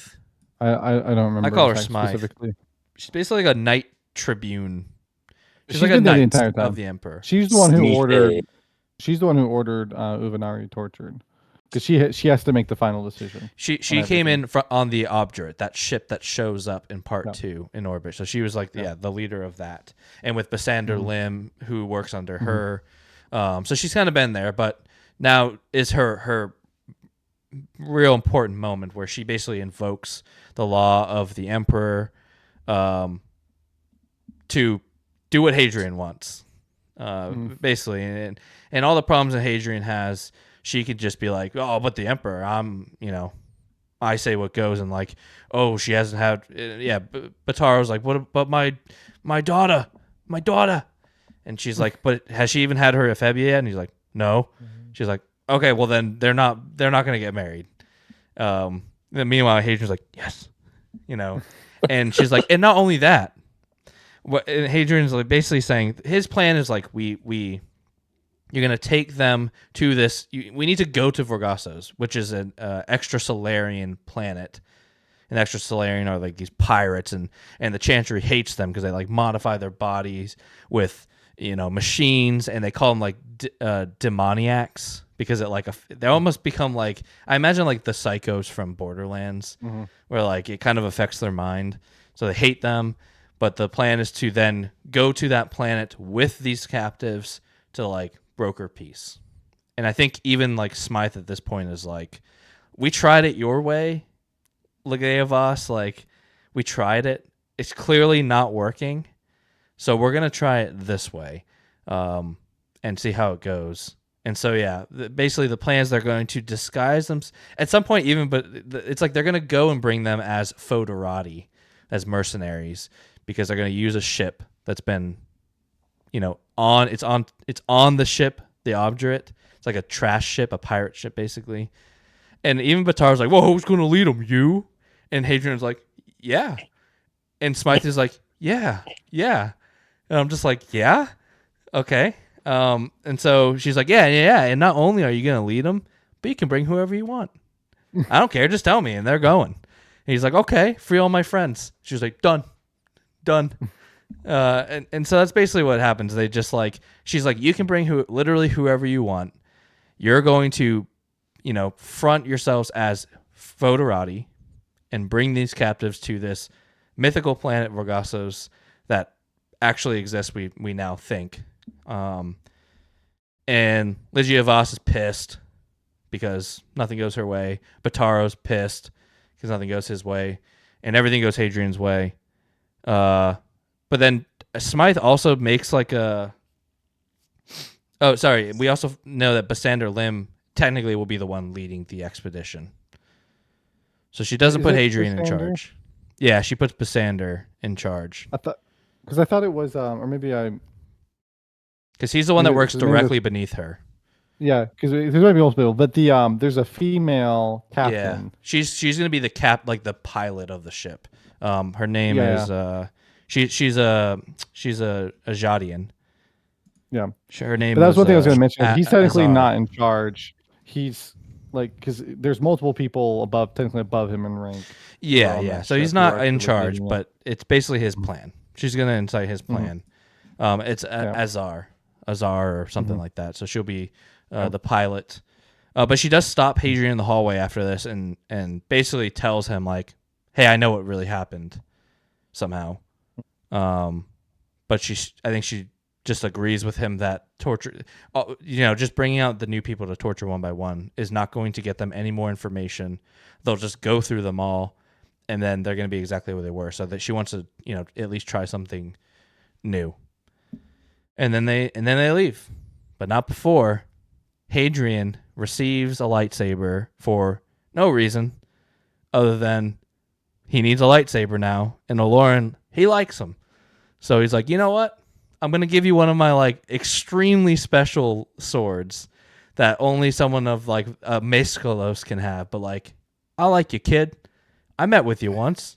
Take one.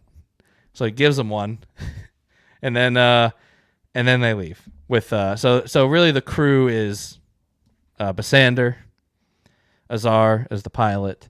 He decides he wants to bring just Valka and the Myrmidons. So switch. Polino, and then notably, he not only is he bringing those two, but he's also bringing the two that originally he was like, I'm withholding the plan for them because they can never leave their prison. They're like actual prisoners. They have a sentence here, but Smythe breaks that sentence and lets them go. So Gen and Saran as well, and I think I'm assuming there are more people on that ship, but I think those are all the named ones. Yeah. I think we have to assume that there's more people in the ship because otherwise it just seems too precarious because there's no way that those two people will be able to keep all the Myrmidons in line. But I will say that like as convenient as it is for the plot to this point, that particular crew, that's a pretty good crew if you're trying to present yourself as a group of mercenaries. Sure. I mean, like bringing the Myrmidons, for example, as like at the end of it, I was like, that's kind of cool. Like they would definitely seem like mercenaries, right? Yeah. And Mhm. they could be really Yeah. fun, and they're going to operate that way too. And so I do like that idea of like them being the undercover mercenary crew. Yeah, I do too. Yeah, I don't dislike where it ends. It just doesn't feel like it just feels like everything's coming up Hadrian. Like not only is everything going your way, but like you get to free your friend and you get to bring your love, your love interest with you, and like what is the bad thing? What are the consequences of what he's done? I don't know. It just felt very convenient to me of like, oh, you did all this and like you're being rewarded for it, like in the best possible way. Like all your troubles are, obviously not all his troubles are solved because the book, the series would be over. But all of his troubles on Emesh are solved, gone, done. And it just feels like I don't know. I just don't know. It felt like I read this series of events and I was just like, what? Like like they're all cool and they're all interesting. I just didn't believe that like one would really truly lead to the other, and no one is suspicious of him beyond like a hey, like I don't know. It bothered me quite a bit, but yeah. What else do you guys? Any other thoughts before we wrap it up? Yeah, so the only other thought that I had that I was going to bring up was as far as Tanaran goes, Mm. um, there, there's this whole discussion over like how do they have children or like what's the relationship, but I do wonder if there's like if there is another twist in here where another thing I had thought about, which wasn't really brought up by Hadrian or the narrator, was that Tanaran could actually be like akin to a priest, which would be kind of interesting as a cultural facet, because he's because like if he was a prince, like in the truest sense of the word, it would be strange that he's dressed so differently, because he's not dressed differently in the sense that he's just dressed better. Like he is like all in all garb and everything completely distinct. I mean, he looks like a civilian. Yeah, like doesn't have any Comparatively armor or speaking. anything on. Yeah, Hmm. And it seems like a lot more akin to like a priest. that's true. Um, and then since he like carries in a kind of authority, and then like since it is a pilgrimage, like Kind of then the leading other that thing is like pilgrimage. right. I mean, granted, like they didn't know there would be humans. They didn't know that they would potentially die on the. I mean, they didn't know that they would be encountering humans and then be killed by the humans, right? So, I mean, someone of more of a nobile status might be along for the pilgrimage, Yeah, thinking that it's safer. But it also would be. I mean, if it's a pilgrimage, like, shouldn't there be like a priestly figure or a holy figure or something like that, like along with them? That might be something that could happen. So that'd be kind of interesting if we learn more about them, where they're more of like they have something that's sort of analogous to the Chantry, where they're very, they have a very religious caste, a very religious structure as well. And that might be again part of where the tension is with the Chantry. And so we might see like almost two sides of the same coin, maybe not as violent on their side, we'll see. But I was thinking about that. I thought that might be an interesting direction. yeah. I think that you're probably onto something because yeah, they call it like more like roots, and like Mm-hmm. more of like an extension of the authority of whatever. So almost kind of like what the similar to like what someone at the Chantry is doing. Um, it's just like the extension of the authority, or like the Knight Tribune. Same thing. It's like they are the extension of the Emperor's authority, but obviously Tanaran is more peaceful. So I think on a pilgrimage, I think that makes sense. But yeah, I think I definitely lean towards not like a blood relative or anything like that. But yeah, let's jump into our likes and dislikes, and then we wrap it up. Does anyone want to kick it off? If you have any. Well, I don't know if it differs from what I talked about at the beginning. Um, Do you have like a favorite part or? uh, I don't know what my favorite part would be of this part. Yeah, let me chew on it for a bit. Okay, You guys yeah. go. Ian? Well, in terms of favorite part, I feel like the final fight I just thought was really cool. I also I mean, I'll probably bring this one up a little bit more with our review of the book as a whole. But I think that especially with the last part in that final fight, um I really think I would have liked to, like, if I had one thing is like I would really like to see this done differently. The original Cielson that we encountered in the arena. I think that there was a huge opportunity for developing that relationship with that character to have an impactful ending and a more meaningful ending, as an like to have like sort of a compare and contrast between the way he died and then the way like Uvenari died. Um, Did he ever even bring but that up ultimately, to I, Uvenari? Like that he communicated with one of mm, them? no, but I think like there's a very like there's could have been a really strong analog here where you could like if we had maybe had more time with Hadrian being able to get to know that Cielson, and even maybe developing some language skills like through that Cielson, then the fact like of how the Cielson died could have been a lot more impactful, but then also could have really set us up for Hadrian not wanting to see these Cielson executed, not wanting to see them be put in the arena, not wanting to see them be tortured. Like if he had gotten to know that Cielson and then that Cielson had just been basically just executed without a fight, I think that there could have been some significance there. And then of course like Uvenari now he's this fight with, and so then Uvenari gets the fight that like that Cielson never got. Um, but overall like the fight was really cool. I like the fact that the Uvenari gets this opportunity to basically say, hey, look, I don't really care what happens at this point now, right? You're either gonna kill me because you're gonna be defending your own life and I'm gonna get what I want, or I'm gonna kill you and I'm gonna feel at least a little bit of satisfaction from that, right? Um, so I just thought that was really neat, and just the whole presentation, the scene was really cool.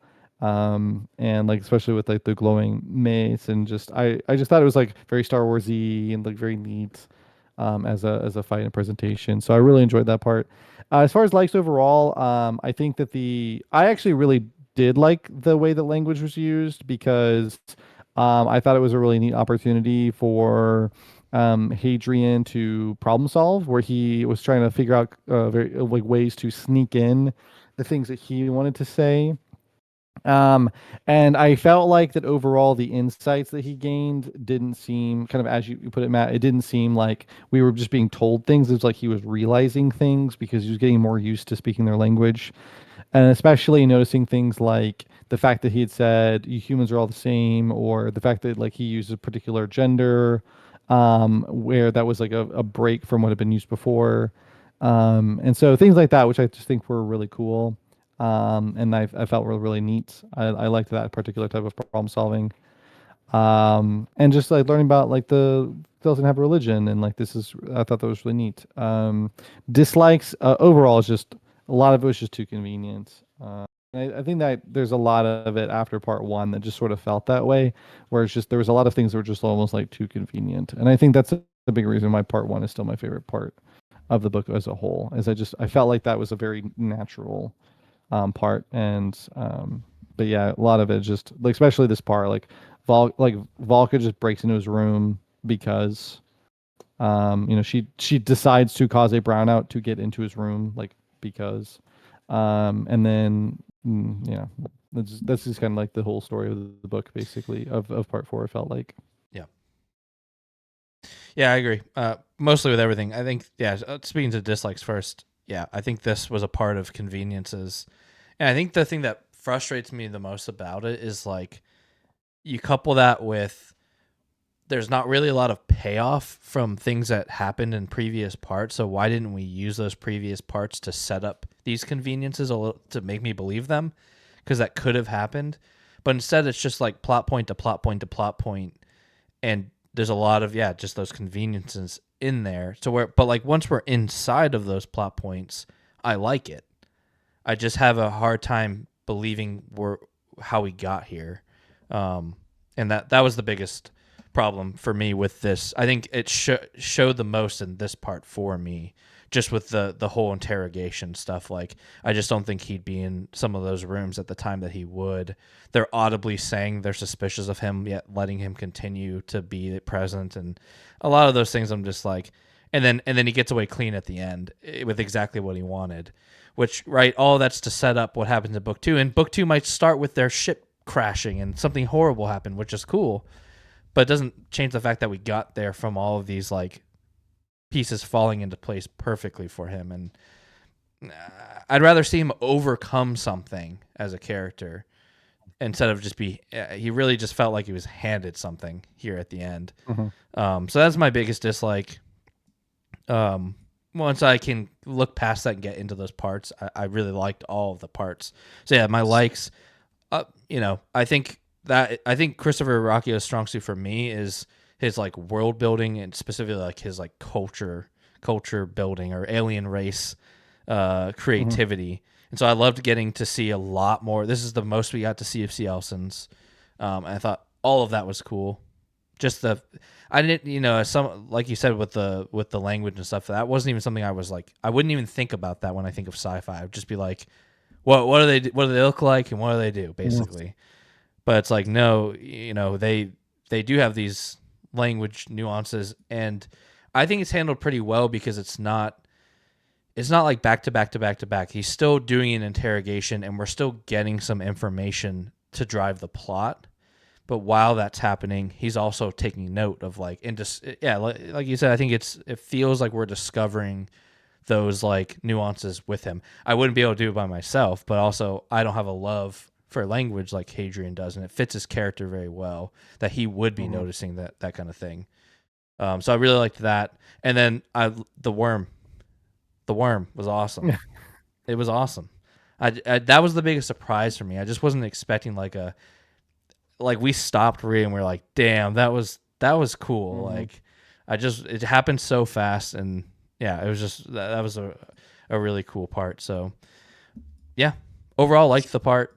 Wish it was a little more believable in the way the events played out, right? Because the only thing that needed to happen is that Hadrian needed to leave the world with these people, right? With the C. Elson. I think there's plenty of ways that could have happened using the things that we already had without it feeling so convenient. But I also think it's someone's, it's his first book. It's still an impressive first book. And yeah, we'll talk about that more in the future part. But as a part on its own with it wrapping up, I was mostly satisfied. Like I think, like you said, probably my second favorite part, at least as like a reading enjoyment part aspect of it. Yeah. I do have one last question for you guys. This is something I was kind of thinking of today, but what would you think if it had ended with them, or like with Ligeia like ordering Hadrian to be arrested, and then Smythe, or like the knight, basically saying I agree, and as his punishment, this is now what he's going to do, and then taking him and like his team, if you will. Like I like the Myrmidons and them coming along, and then just like being like, okay, now you're going on ice, and like basically having the end of the book ends the same way that his story with Dalos ended, where like now he has to, like, he's getting what he wants. He gets to leave. He's gonna be part of this mission, but like he has to go back under when the last time this has happened is sort of what kicked off this whole thing.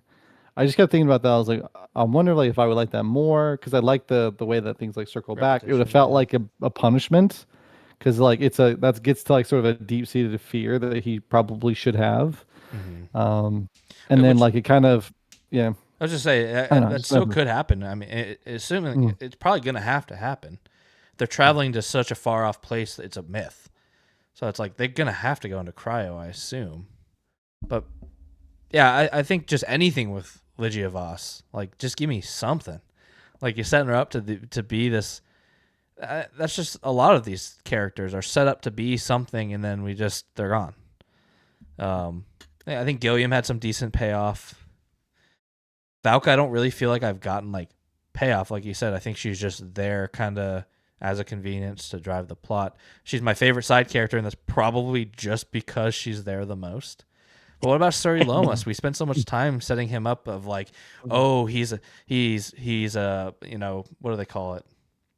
I can't remember, but he's basically a house that works for Lord Bataro, but he's also funding the mission to Kalaga. Why? Why would he fund this mission to Kalaga? With, you know, is he in cahoots with the Chantry for some reason?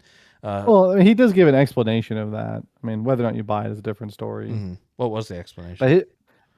But his explanation is that he's essentially just bored, because he is like too old now. No, he's like been all over the galaxy, but mostly because of wars too. And so now he just doesn't want to leave anymore. He's like seen enough of the galaxy. He's seen enough bloodshed, and so he is perfectly content with just being retired. But then he found out that Valka, you know, was basically doing this mission, and that they're going to the ruins and trying to find new information. And he's like, well, like I don't have to leave the planet, and like they may find something, and like that could be kind of cool. So I literally have all this money to spend. I have essentially no heirs. I don't want to go anywhere, and this is just a thing that passes the time and is interesting. Yeah. Because eventually what I got was that he's like important, but he kind of is irrelevant, and He's so this is definitely just sort of a irrelevant. way. Yeah, but I think this is just a way for him to like have fun with Yeah. the bukus of money he doesn't know to spend. Yeah. All right. I guess that makes sense. I just wish we would have. I mean, there's parts of me that are like, it is natural for a person in their life to encounter somebody for a small amount of time and then never see them again. That's not natural or anything. It happens a lot in like Stephen King books. He'll give me 2 pages of a character, and I'm like, I feel like I know. I'm thinking like the taxi driver in Dark Tower. I'm like, I know this cab driver, and then the person gets out of the cab, and you never see the cab driver again. But this is like one of 3 people on an expedition to this, whatever you want to call it, a historic ruins with significant impact. They catch traders there, or not traders. They catch Cielson there. Like, wouldn't he be involved, or even Valka? Wouldn't they involve her in like some kind of like, not a trial, but just like, hey, what do you know about this place? We captured the Cielson there. Maybe we can use your information to, you know, cross check this or anything. It's not just like he's just like, and then I went, they like a ship crashed. If I'm sorry, Lomas, a ship crashed at Calaga. They went in, they fought a bunch of Cielson, they captured them to bring them to interrogation, and I went home. Never heard from him again. Just like, I don't know. Just I wish that we would, even if he's just there in that meeting and they dismiss him or something like, hey, you know, you funded it, but this is above you. Like, to me, that seems like something that would actually happen. It's not just he just brought him in to wrap up his story. It's like, no, I think he's one of 3 people there. They probably would bring him in for the same reasons they brought Hadrian in. The same reason I would imagine they'd bring Valka in. Like, you're the expert. We want information on this. Help us. And right, and then she could be like, no, screw you. I hate the Chantry. And it's like, okay, I get it. Boom. So, I don't know. I hope we get a little bit more of that moving forward. But I wouldn't have hated Ligia Voss like having something to do with like anything. Just having something to do, having something to say, or yeah. Other than her just being like, no, you foiled me again, you crazy kids. And then, well, at this point, I'm just expecting we'll never hear of Ligia Voss again. Pretty sure. And now that I've said it, she'll be the one character that comes back. She gets in like a little an X-wing and is following them. Yeah. Last book, he's like heading for the star, and before he gets there, Ligia Voss just shows up. It's like, no, I won't let you. Not again. You killed my son. I didn't forget. 1,000 years ago, you killed my son. I've been waiting for this moment for so long. Has a heart attack and dies, and Hadrian's like, whoo, into the sun. But all right, let's wrap her up. Unless we did get around rum, was there anything else you wanted to throw in Jonesy, or you feeling good?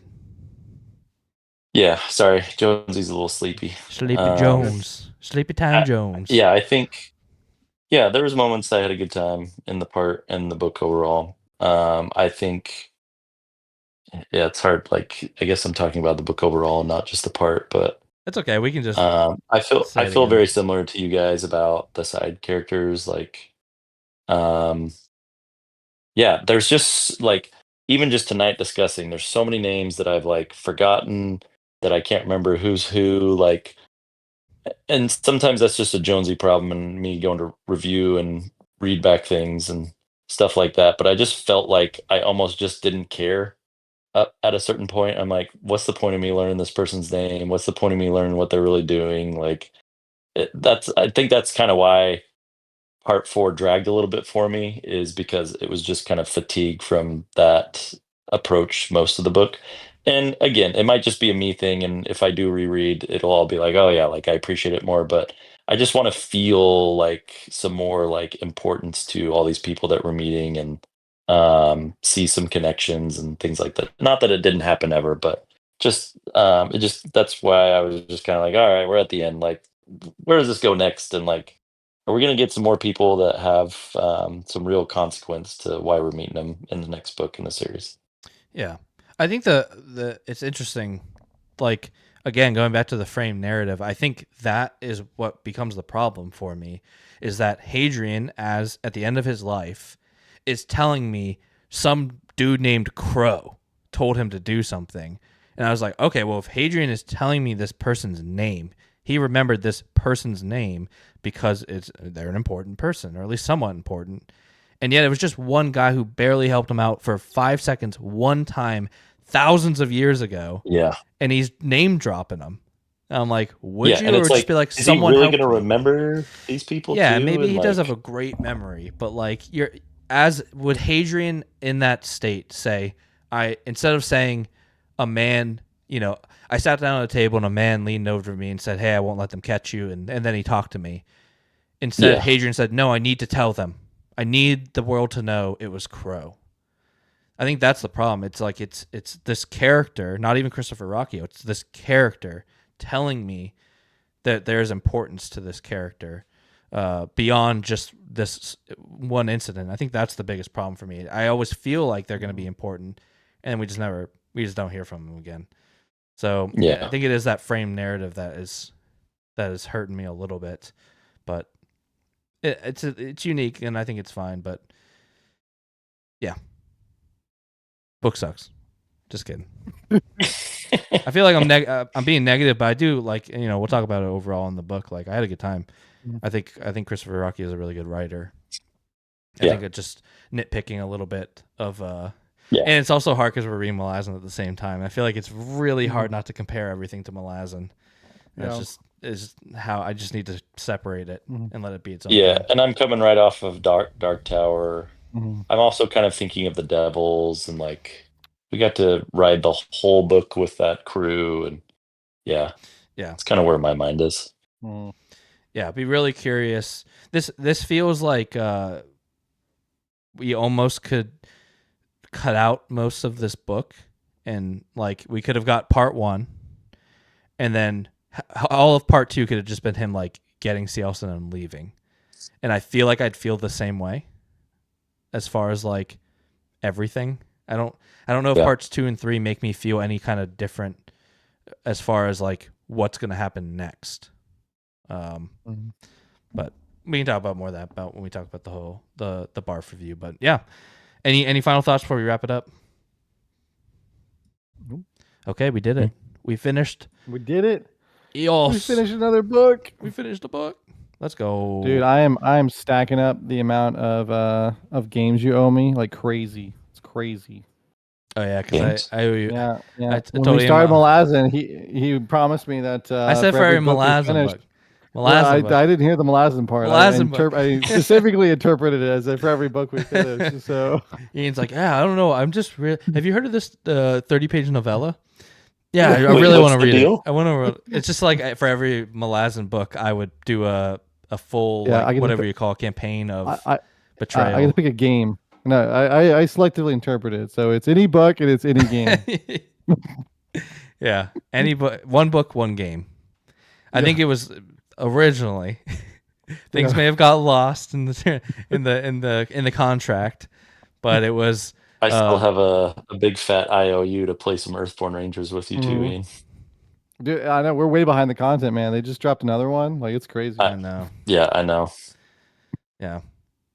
Anyways, one book, one game. One Malazan book, one specific game, but we'll get there. It's fine. So yeah, we'll I'm sure that was riveting. For everyone watching, like, what's this contract? Did they sign it in blood? So yeah, we'll wrap it up and probably in the next 2 weeks. I think it'll be a little quicker on the barf review turnaround. It'll be a quicker video. We'll just go through our scores and just final thoughts on the book as a whole. And then I think the plan is that we are going to do the first novella after this book. I don't remember the name of it, but yeah, keep an eye out. Next couple of weeks, we'll throw up the barf Lesser review. Devil. Lesser Lesser Devil. I Devils? think you're right. Yep, the Lesser Devil. But yeah, thanks for watching. I am Matt. We And got I'm Ian. Ian. Josh? Josh. Hell yeah, bro. All right. Yeah, Robbie Bob, and I'm going to play a theme song. Goodbye. Goodbye. Don't tell me what to make. I don't care about your take. It's my channel, and I do what I want. Wow!